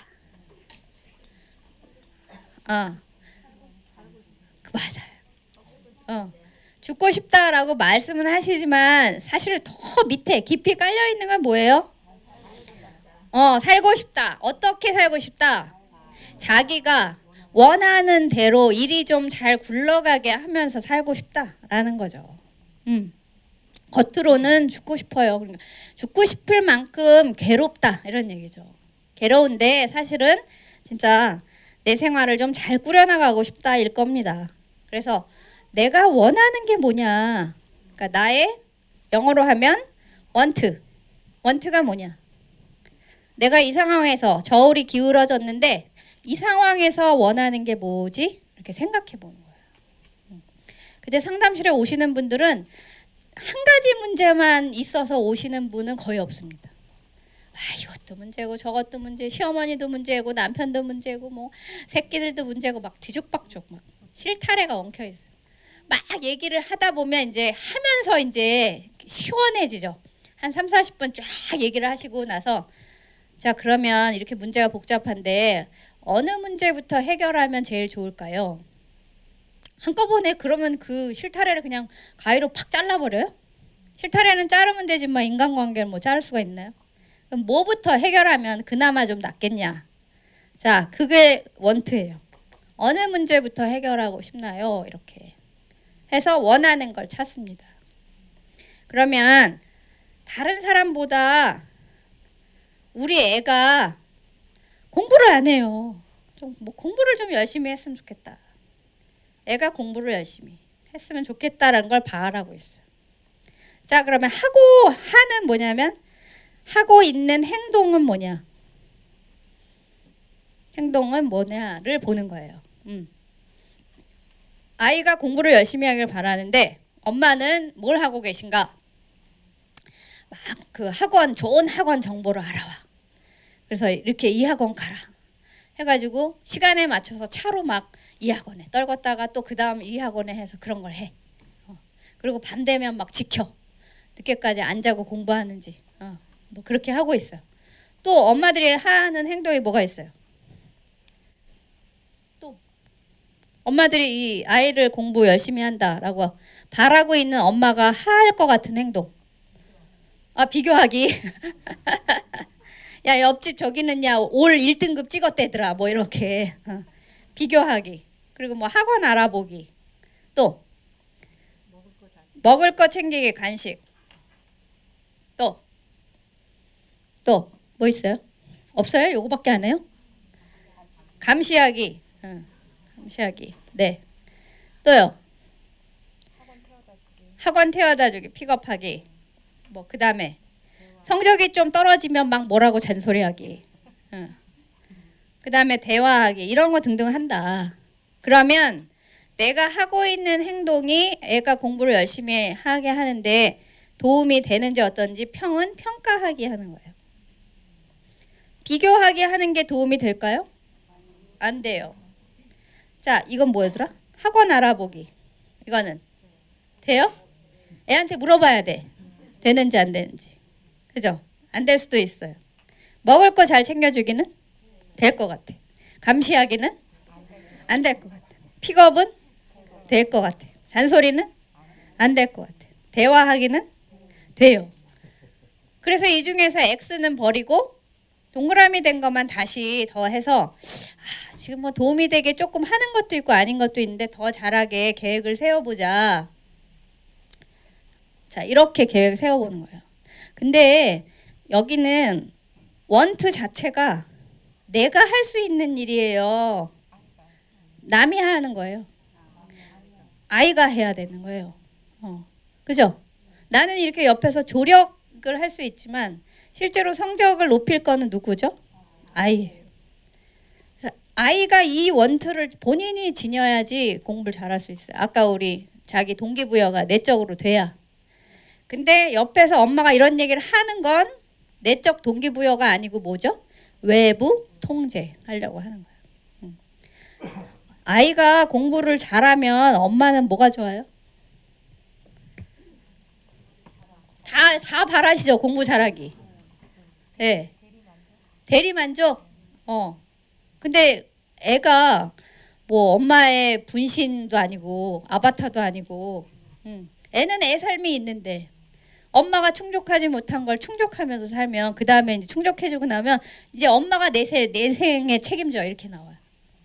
그럼 이제 엄마한테 딱 달라붙어서 엄마를 괴롭히는 걸로 평생 가는 아이들 있어요.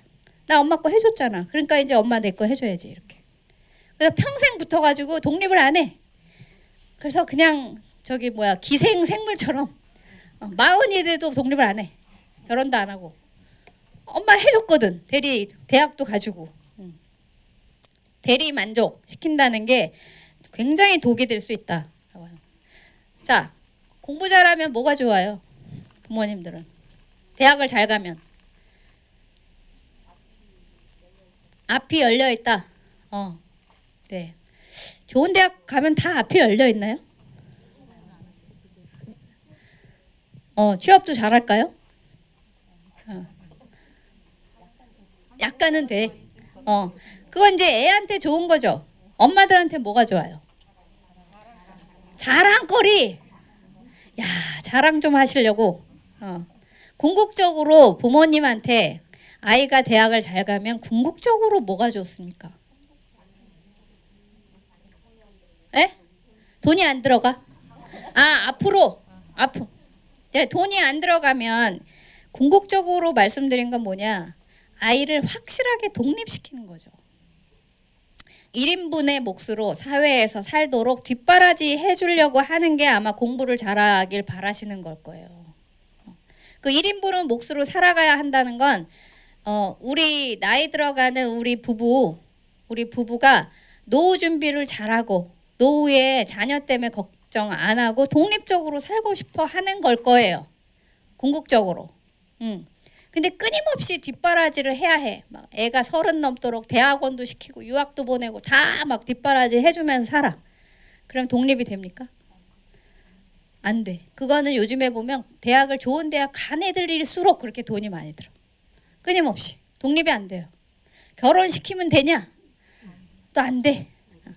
또 막 애 봐줘야 돼. 직장 생활한다고. 안 돼요. 독립하는 게 중요해요. 각자 몸도 독립하고 심리적으로 독립하고. 그래서 20살은 좀 요즘에 과한가? 대학 졸업하면 독립시켜야 돼요. 이제 엄마 아빠 부모 노릇 여기까지 했으니 이제 네가 해. 대학원도 가려면 네 돈으로 벌어서 하고 해. 그래서 직장 생활에서 번 거만큼만 가지고 결혼해. 이렇게 해야 돼요. 그래야 독립이 돼. 그거가 사실은 공부를 열심히 잘하기를 바라는 것이 되어야 하죠. 그래서 엄마는 너가 빨리 독립해서 네 한 몫으로 살기를 바라는 것 때문에 네가 열심히 해서 네 삶을 스스로 찾기를 바라는 마음에 좋은 대학을 갔으면 좋겠다. 이렇게 딱 한 번만 얘기하시고 그 다음에 얘기를 안 하셔야 이제 잔소리가 안 되는 거죠. 근데 그 얘기를 안 하세요. 그리고 공부만 하라 그래. 그럼 애는 왜 해야 되는지 몰라요, 공부를. 그래서 궁극적으로는 독립시키려고 하는 거다라고 하는 거. 얘기가 길어졌지만 요거 그래서 원하평계 요 체계가 대단히 중요한 스스로 치유하고 상담하는 기법이다 라는 거죠. 그래서 요 체계를 좀 적용을 많이 해보셨으면 좋겠다라는 생각이 듭니다. 조금 뭐랄까 힘든 사례 하나를 말씀드리면 예전에 한 10년 다 돼가는 것 같아요. 제가 막 상담 배울 때 공부 배우고 얼마 안 지났을 때 TV에 왜 아침마당 그거 있었죠. 아침마당에 부부가 이혼 위기에 있는 부부가 나와서 상담했던 프로그램이 있어요. 지금은 없어요. 근데 그 프로그램에 어떤 부부가 50대 후반 부부가 나왔는데 남편은 이혼을 안 하겠다고 하는데 부인은 이혼하겠다라고 하는 거예요. 근데 남편이 의처증이 있는 사람이었어요. 그래서 애들도 이제 큰애가 뭐 결혼을 하고 작은 애는 따로 나가서 산대요. 그래서 이제 내 역할을 다 했으니까 부인이 독립하겠다. 나 이제 이혼하겠다. 이렇게 하는 거야. 얼마나 그동안 괴로웠으면 그러는 거죠. 근데 이분이 술도 안 드시고 남편이 7시 딱 땡 치면 집에 와. 퇴근해서. 근데 낮에도 수도 없이 전화를 합니다. 전화해가지고 전화를 안 받으면 뭐 어디 갔었어, 뭐 어떤 놈이랑 있었어, 뭐 해서 집안을 막 뒤집어 놓고 막 그러고 찬장 같은 것도 다 뒤져가지고 뭐가 없어졌다, 설탕이 좀 없어졌다. 그럼 누구한테 퍼다 줬어. 이렇게 얼마나 괴롭겠어요, 그죠? 이혼하고 싶겠죠. 네, 그래서 그런 분들이 나온 거예요.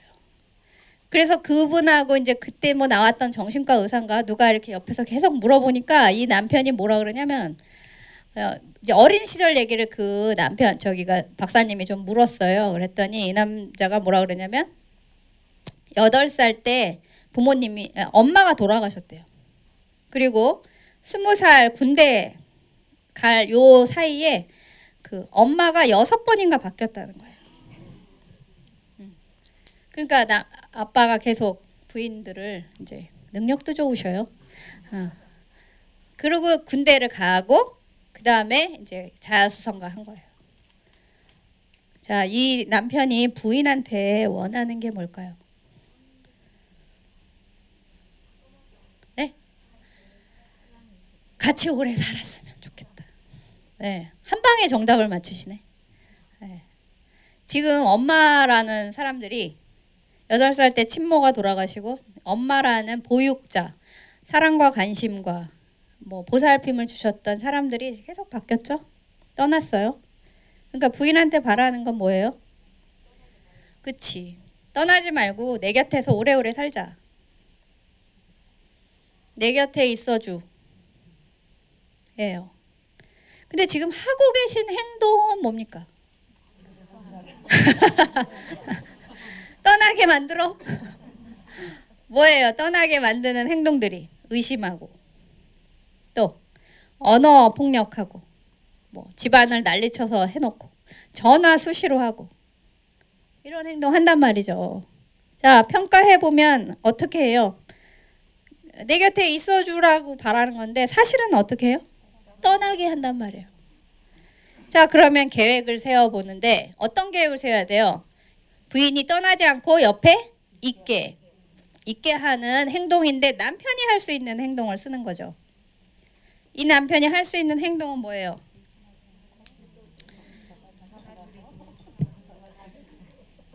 자, 이 남편은 이 부인하고 관계에서 부인한테 독을 주고 있어요. 생명을 주고 있어요. 독을 엄청나게 퍼붓고 있어요. 네. 남편이 믿어준다. 또 할 수 있는 게 뭐예요? 심리치료 받는다. 상담 받는다. 또 약간 약도 먹어야 될 것 같아 이번은. 네, 또. 좋아요. 전화 횟수를 줄인다. 횟수 줄이기. 또. 그 이제 심리 상담에서 다 나오겠죠, 그죠? 하고 하겠다. 네. 부인한테 할 수 있는 행동. 언어 순화.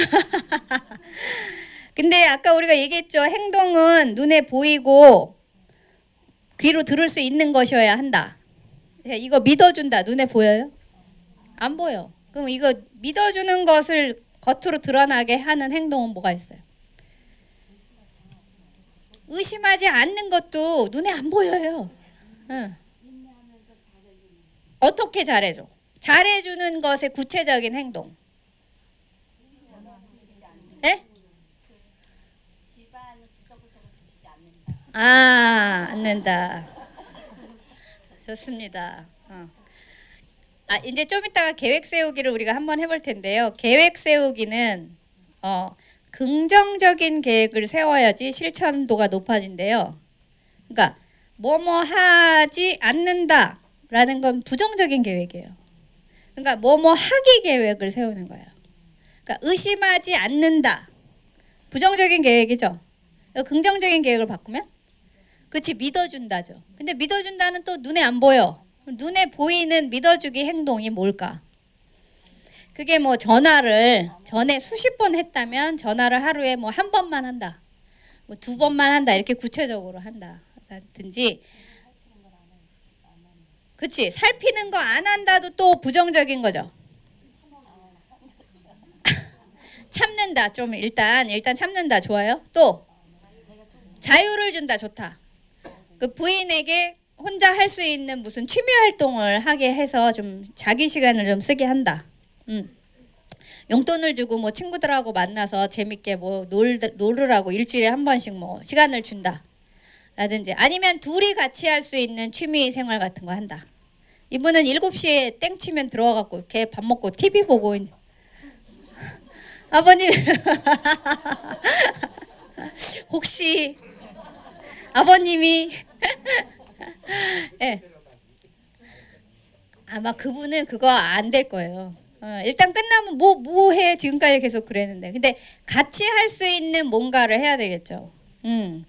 그런데 이분들이 지금 50대 후반이면 아마도 한 30년 결혼 생활을 하셨을 텐데 30년간 이러고 사셨을 거 아니에요. 어? 이러면 이제 치유하려면 시간이 얼마나 걸릴까요? 30년. 그럼 더하기 30년 하면 죽을 때쯤 돼서 치유가 한 3분의 1? 10년은 걸릴 수 있어요. 10년 노력해야 된다는 거예요. 근데 저한테 상담 오셔서 물론 이렇게 좀 해서 좋아지시는 분들 계신데 상담하다가 좀 괜찮다 그러고 금방 중단해 버리면 무슨 어떻게 되냐, 고무줄을 쭉 늘였다가 탁 놓으면 원상복귀 하듯이. 근데 이분이 진짜 인내심을 가지고 길게 치유에 나서야 된다라는 거죠. 너무 오래 해먹었어. 좀 진작 했으면 참 좋았을 텐데, 그죠? 안타까워. 저는 그걸 보면서, 그 TV 방송을 보면서 너무 진짜 너무 안타깝고 너무 불쌍하고, 막 남자도 불쌍하고 여자도 불쌍하고 막 그렇더라고요.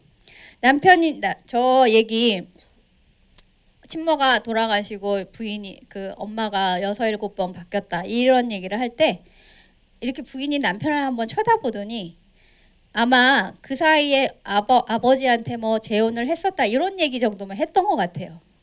그랬다가 방송에서 6, 7번 엄마라는 사람이 바뀌었다 이런 얘기를 하는 순간 남편을 한번 쳐다보더니 막 펑펑 우는 거예요, 부인이.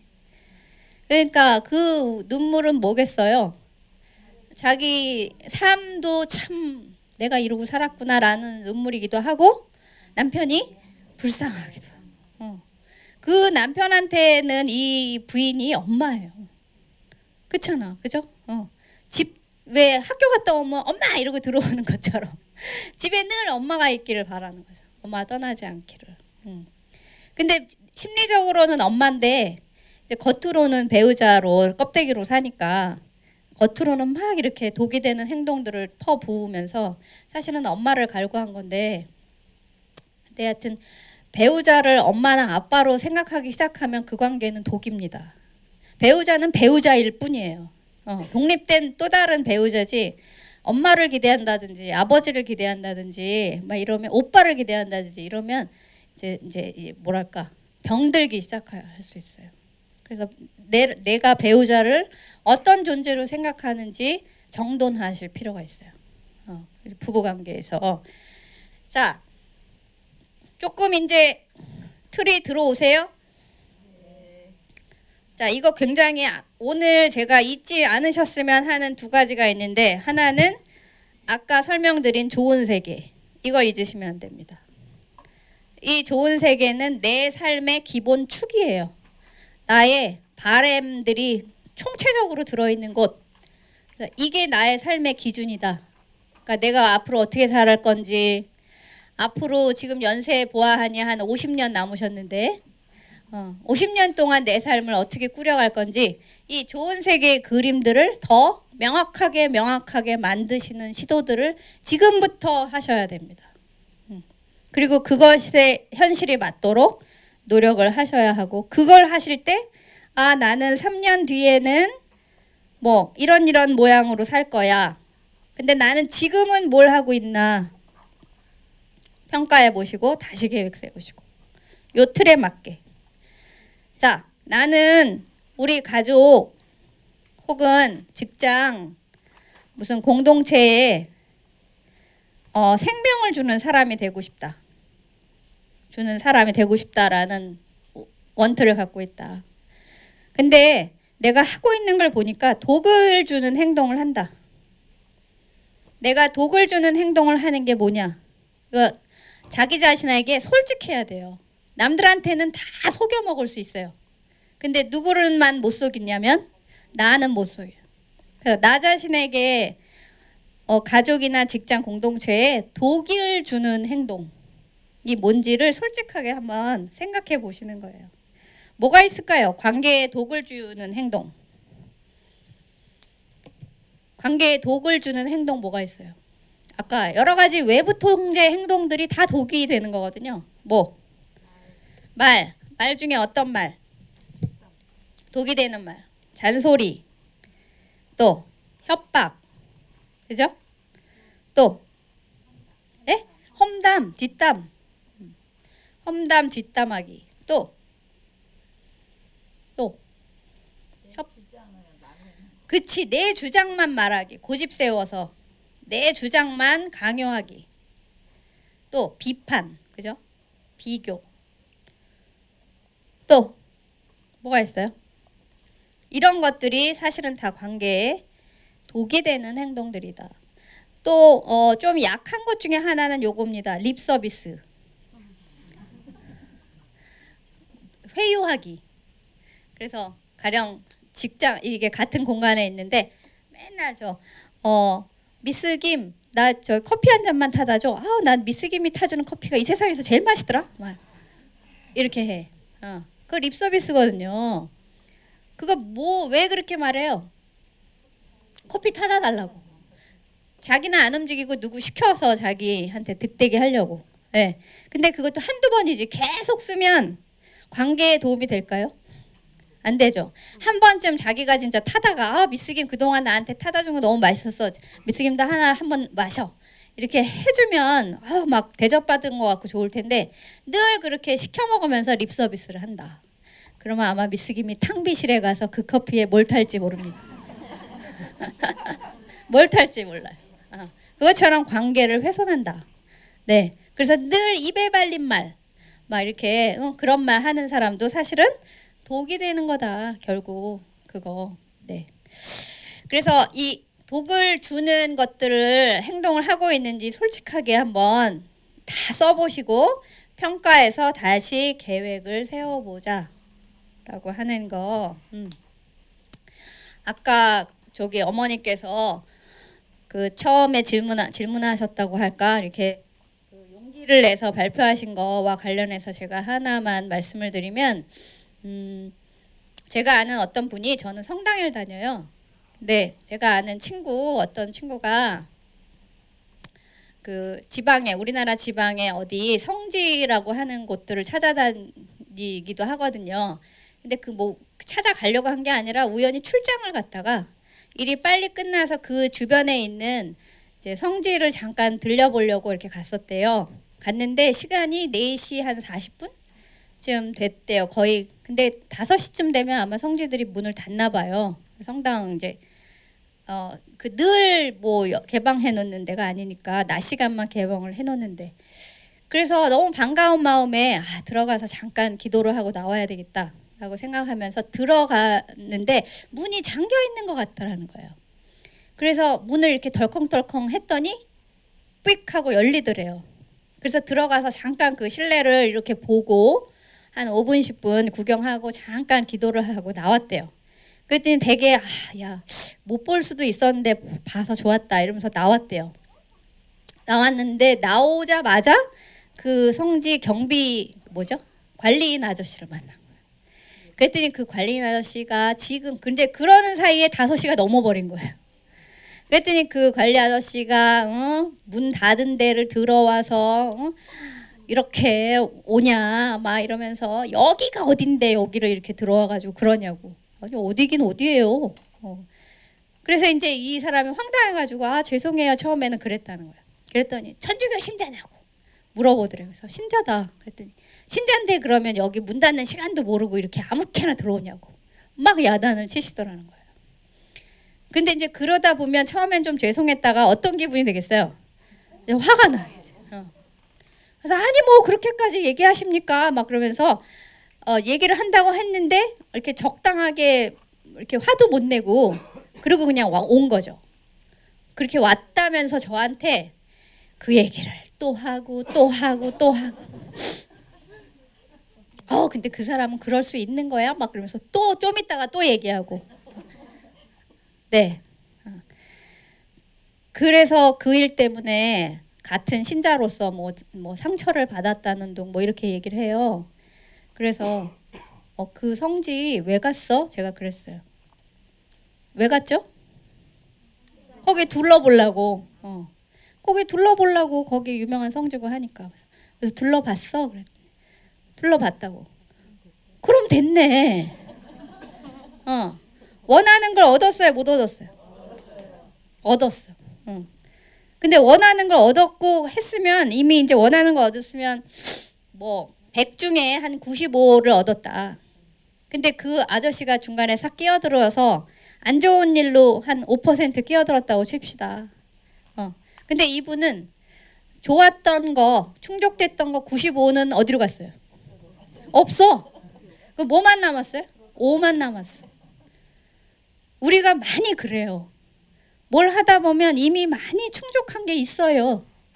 있는데 조금 충족 안 된 거를 계속 불평해. 그리고 고1로 뭔가 문제가 생긴 것에 대해 매달려요. 강박증 같이. 그러면 나머지 좋았던 것도 어느새 없어져 버려요. 네, 그러기가 쉽다.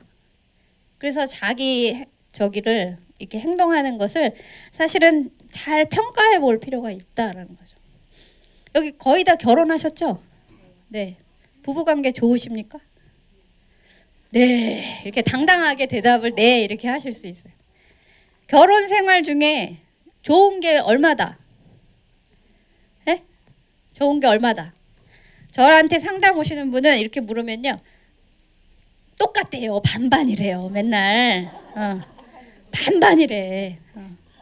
그러면 반반인데 반이 뭐 반인데 그냥 반보다 더 적으면 이혼하고 싶고 반보다 조금이라도 많으면 그냥 산대요. 그래서 반은 없다. 조금이라도 좋든지 나쁘든지 어느 쪽이냐 그랬더니 51로 할게요. 이래. 49. 자, 우리 광고에 있는 2%. 2% 부족한 게 아니라 2% 좋은 거. 네. 네. 그래서 2% 좋으니까 사는 거예요. 더 충족되는 게 많은 쪽일수록. 근데 저 모자라는 거 2% 아니면 1%에 매달려서 뭐 이게 안 되면 뭐 다 이 세상이 깜깜하게 불행한 것처럼 생각하기 쉽다라고 하는 거. 그래서 그거 내가 무슨 일을 했을 때 뭔가 상처받은 일이 있다라고 생각이 된다면 그럼 그 일을 통해서 내가 얻은 건 뭔가 그 일에서 기뻤던 건 뭐고 욕구 충족이 된 것은 뭔가 생각해 보셔서 그게 더 많다면 상처받은 건 과감히 버리세요. 나한테 독이 되는 거기 때문에 버리셔야 그 다음에 이제 좋은 것에서 더 좋은 일이 생기실 수 있는 거죠. 그 마지막 활동은 맨 끝 페이지에 있는 겁니다. 그건 이제 집에 가서 해보시면 좋겠는데요. 거기 세 번째 거 앞으로 생명을 주는 계획을 세운다. 나 자신에게나 내가 맺고 있는 관계에 그런데 계획을 세울 때는 거기 두 가지 종류의 계획 세우기가 있어요. 하나는 왼쪽은 목표 중심의 계획을 세우는 거. 우리 흔히 아까도 했죠. 저 올해 목표가 뭐셨어요? 그랬더니 다이어트요. 한 5kg쯤 뺀다. 이거는 목표 중심이에요? 진행 중심이에요? 목표 중심이다. 그럼 목표 중심을 마음에 두고 실제로 계획 세울 때는 진행 중심의 계획을 세우시는 게 실천도를 높일 수 있다라고 하는 거죠. 5kg를 줄이기 위해서 내가 할 수 있는 행동을 10가지 정도 써보시는 거예요. 5kg 목표를 위해서 내가 할 수 있는 것을 쓰고 그걸 실제 계획으로 삼아서 실천해보기 한다는 거죠. 그 다음에 또 뭐가 있을까? 올해 뭐 30권의 책을 읽는다. 그러니까 목표를 세우셨다면 그러면 그 계획을 어떻게 세부적으로 세울지. 네. 1년에 30권은 좀 많나요? 그럼 한 달에 몇 권 읽으면 좀 많이 읽는 거예요? 2권? 2권이면 12달이니까 24권. 예, 24권 정도 읽는다. 그럼 대단히 많이 읽는 거예요. 엄청나게 읽는 거예요. 맞아요. 미국의 굉장히 유명한 5개 대학 아이비 리그라는 대학 중에 한 대학의 출신 졸업자 중에 사회적으로 이렇게 좋은 자리에 위치해 있는 그 사람들이 훨씬 월등하게 많더래요. 어느 대학 하나가. 그래서 이런 결과는 왜 나오지? 라고 봤더니 그 대학의 커리큘럼이 뭐가 있냐면 매주 한 권씩 책을 읽어서 지도교수한테 사인을 받는 게 있대요. 매주 한 권씩 책 읽는 거 엄청나게 어려워요. 그리고 대학 들어가자마자는 애들이 일이 좀 많아요. 새로 사귀어야지 뭐 여러 가지 액티비티를 해야 돼서 시간이 없잖아. 그러면 대학교 1학년 때는 어떤 책을 주로 읽을까요? 얇은 거, 시집 뭐 이런 거. 그냥 그것도 읽는 거니까. 그거를 읽는데요. 그러면 이제 사인 받고. 근데 이제 나이가 들고 전공에 가까워지면 애들이 계속 그렇게 트릭을 부려봐야 누구 손해요? 자기 손해다라는 성찰을 하면 그 다음엔 도움이 되는 책, 정말 전공 관련 책을 무지하게 읽어야 된대요. 그래서 대학 4년 동안 몇 권의 책을 읽는 거냐면 1년에 50권씩 200권의 책을 읽는 거예요. 책을 읽는 힘이 그 사람의 상상력에 좋은 영향을 미쳐서 좋은 결과를 낸다. 진로에도 라고 하는 거죠. 그래서 그 학교 출신 아이들이 20년 뒤에는 사회 곳곳에 든든한 자리에 있더라 라고 하는 거죠. 그래서 요즘 한국도 인문학 그 교육 많이 시키잖아요. 새로. 그 학교에서들 안 시키고 이제 다 나이 들어서 시키나 몰라. 중고등학교 때는 책을 안 읽히고 참 한국 심각해요 진짜. 근데 어쨌든 때와 장소를 가리지 않고 어느 시기를 가리지 않고 인문학 서적을 많이 읽는 거 굉장히 중요하다 하는 거. 아까 어느 분이 책 많이 읽고 싶다 이런 얘기 하셔서. 자, 그래서 집에 가서 하실 작업은 그 아래 네모칸 10개 있죠? 올해 6월부터니까 7개월 남았는데 올해 나한테 일어났으면 좋겠는 일 지금 한번 떠올려 보세요. 올해 나와 우리 가정에 일어났으면 좋겠는 일을 한 칸에다 한 가지씩 10개 쓰는 거예요. 지금 그냥 키워드만 딱딱딱 한번 써보세요. 가령 저는 작은 애가 지금 재수생이거든요. 우리 딸이 대학을 작년에는 원하는 데를 못 갔으니까 원하는 데를 가면 좋겠다. 뭐 이걸 써. 작은 딸 재수하는 딸 뭐 이렇게 쓰고 그 다음에 뭐 어쩌고 저쩌고 한 가지씩 이렇게 써보세요 각자.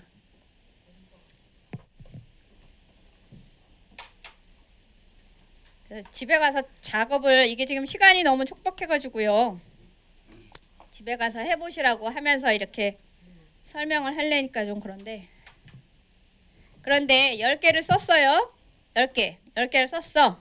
그런데 10개 중에는 내가 할 수 있는 일과 다른 사람이 하는 일, 다른 사람의 일이 있을 수 있어요. 가령 저의 재수하는 딸이 대학에 붙는 거 이거 누가 할 일이에요? 제가 할 수 있어요? 없죠. 내가 할 수 있는 일에만 동그라미 치는 거예요. 이렇게 있으면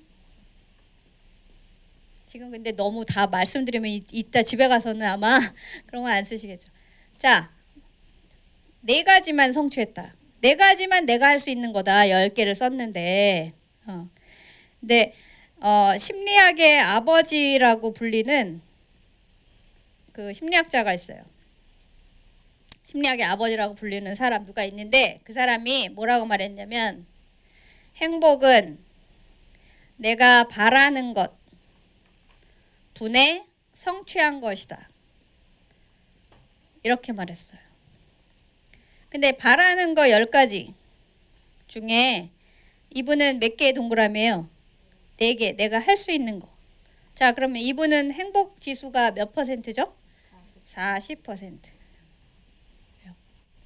그럼 행복 지수를 높이려면 어떻게 할 수 있어요?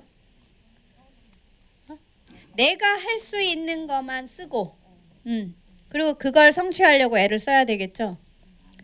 근데 그 중에서도 바라는 거는 많은데 성취할 게 없다. 사실은 성취할 수 있는 게 바라는 거는 많은데 성취할 수 없다는 건 바라는 게 너무 사이즈가 크거나 막연하거나 뭐 이러면 그래서 좋은 세계의 그림이 구체적이지 않으면 성취하기가 어려워요. 그래서 10개는 다 바라는 거라고 썼는데 이 중에 2개 했다. 그러면 이분은 20%.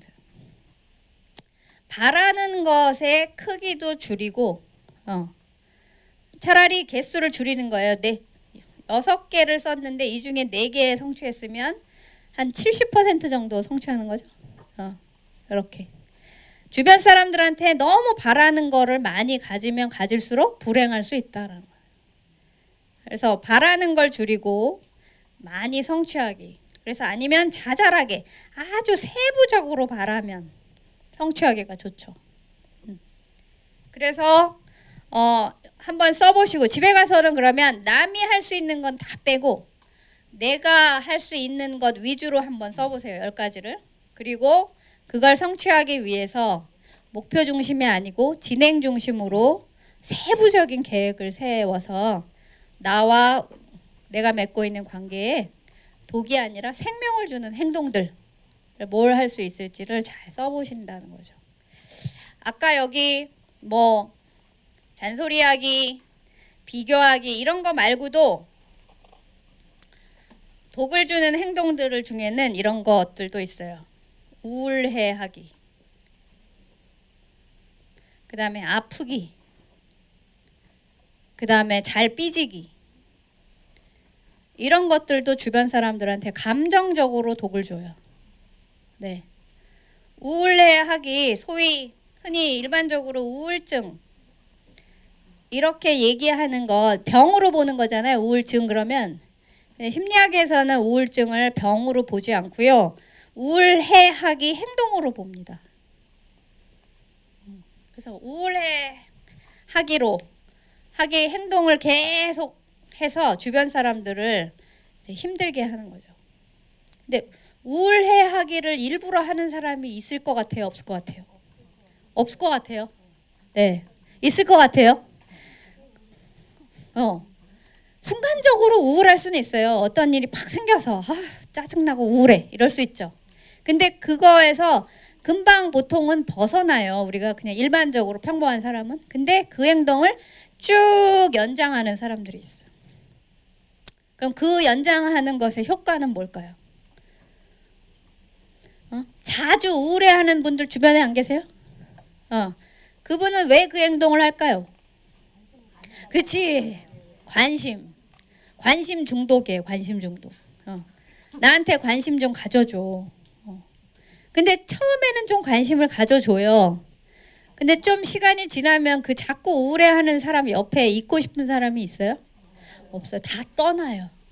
가족만 남아요. 가족은 이거 버릴 수도 없고 가족은 진짜 괴롭죠. 그래서 온 집안이 다 우울해지고 그러다 보면 우울해지고 자꾸 부정적인 감정 상태에 오래 있으면요. 몸도 아파져요. 감기도 잘 걸리고 늘 병원에 들락날락거려요. 저랑 같이 공부한 선생님 중에 소아과 의사가 계세요. 그분이 저랑 같이 공부를 하고 나서 그분은 너무 이 상담 공부가 좋아서 1년 동안 병원 문을 닫았어요. 닫고 상담 공부를 새로 했어요. 그래서 1년 뒤에 다시 개업을 했는데 벽에다가 딱 붙여놓은 거예요. 심리 상담합니다. 이렇게. 그리고서는 그 의사 선생님 만나면 엄마들한테 상담도 같이 병행해서 해줘요. 그 애들도 봐주면서. 그러니까 너무 엄마들이 좋아하는 거예요. 그랬더니 한 번은 어떤 엄마가 들어와갖고 진료실 문을 삐끔 열더니 선생님 진료도 하세요 그러더래요. 그래서 들어오라고. 그런데 어느 병원에 왜 차트가 있으니까 이렇게 아이들이 자주 병원에 들락거리는 아이들 있잖아요. 그래서 한 번은 그 엄마한테 그랬대요. 남편하고 요즘에 관계가 힘드세요? 물었대요. 그랬더니 이 엄마가 막 펑펑 울기 시작하더라는 거예요. 부부 관계가 안 좋으면 그 스트레스가 누구한테 가겠어요? 아이한테 가니까 자꾸 아픈 거예요. 그러니까 병원에 다녀도 약이 안 듣고 더 자주 아프고. 그러니까 얘를 치료할 게 아니라 부부 관계에 상담을 해야 되는 거죠. 그래서 와서 몇 번 상담하고 어쨌든 부부 관계니까 남편한테만 왜 저 인간만 바뀌면 되는데 하고 아무것도 안 하면 이 관계가 바뀌나요? 안 바뀌죠.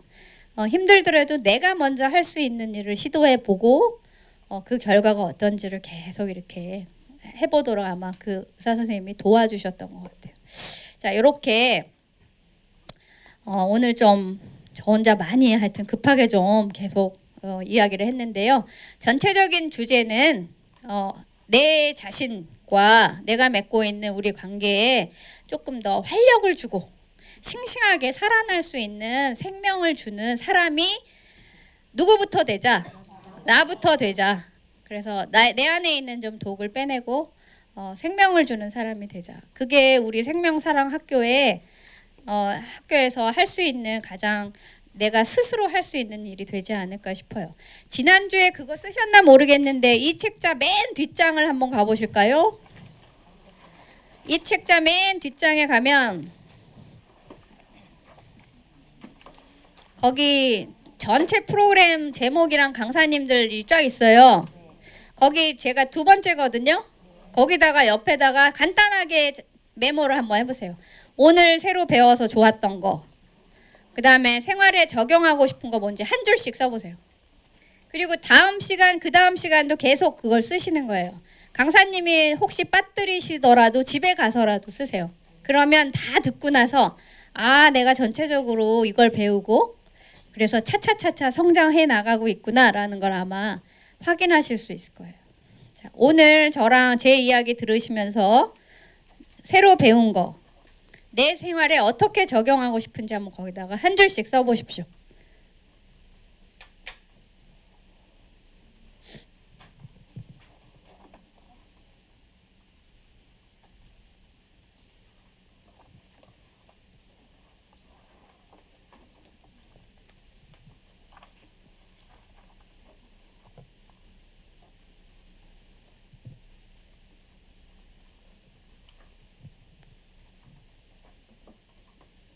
쓰실 때랑 안 쓰실 때 대단히 달라요. 쓰시고 나면 다시 이제 기억에 이렇게 선명하게, 좋은 세계에 선명하게 기록을 해두시는 거고, 안 쓰시고 가면 이제 저 집에 가시다가 30분 이내로 강의 좋긴 좋았는데 뭐 들었지? 이제 이렇게. 자, 오늘 새우로 배우신 것 중에 좋았던 거는 뭐세요? 한두 분만 이야기해 주신다면? 네? 야, 우리 아버님 열심히 들으셨네. 네. 그 적용해 보고 싶으신 건 뭐세요? 그러면 독을 빼기 위해서 아버님은? 네. 네.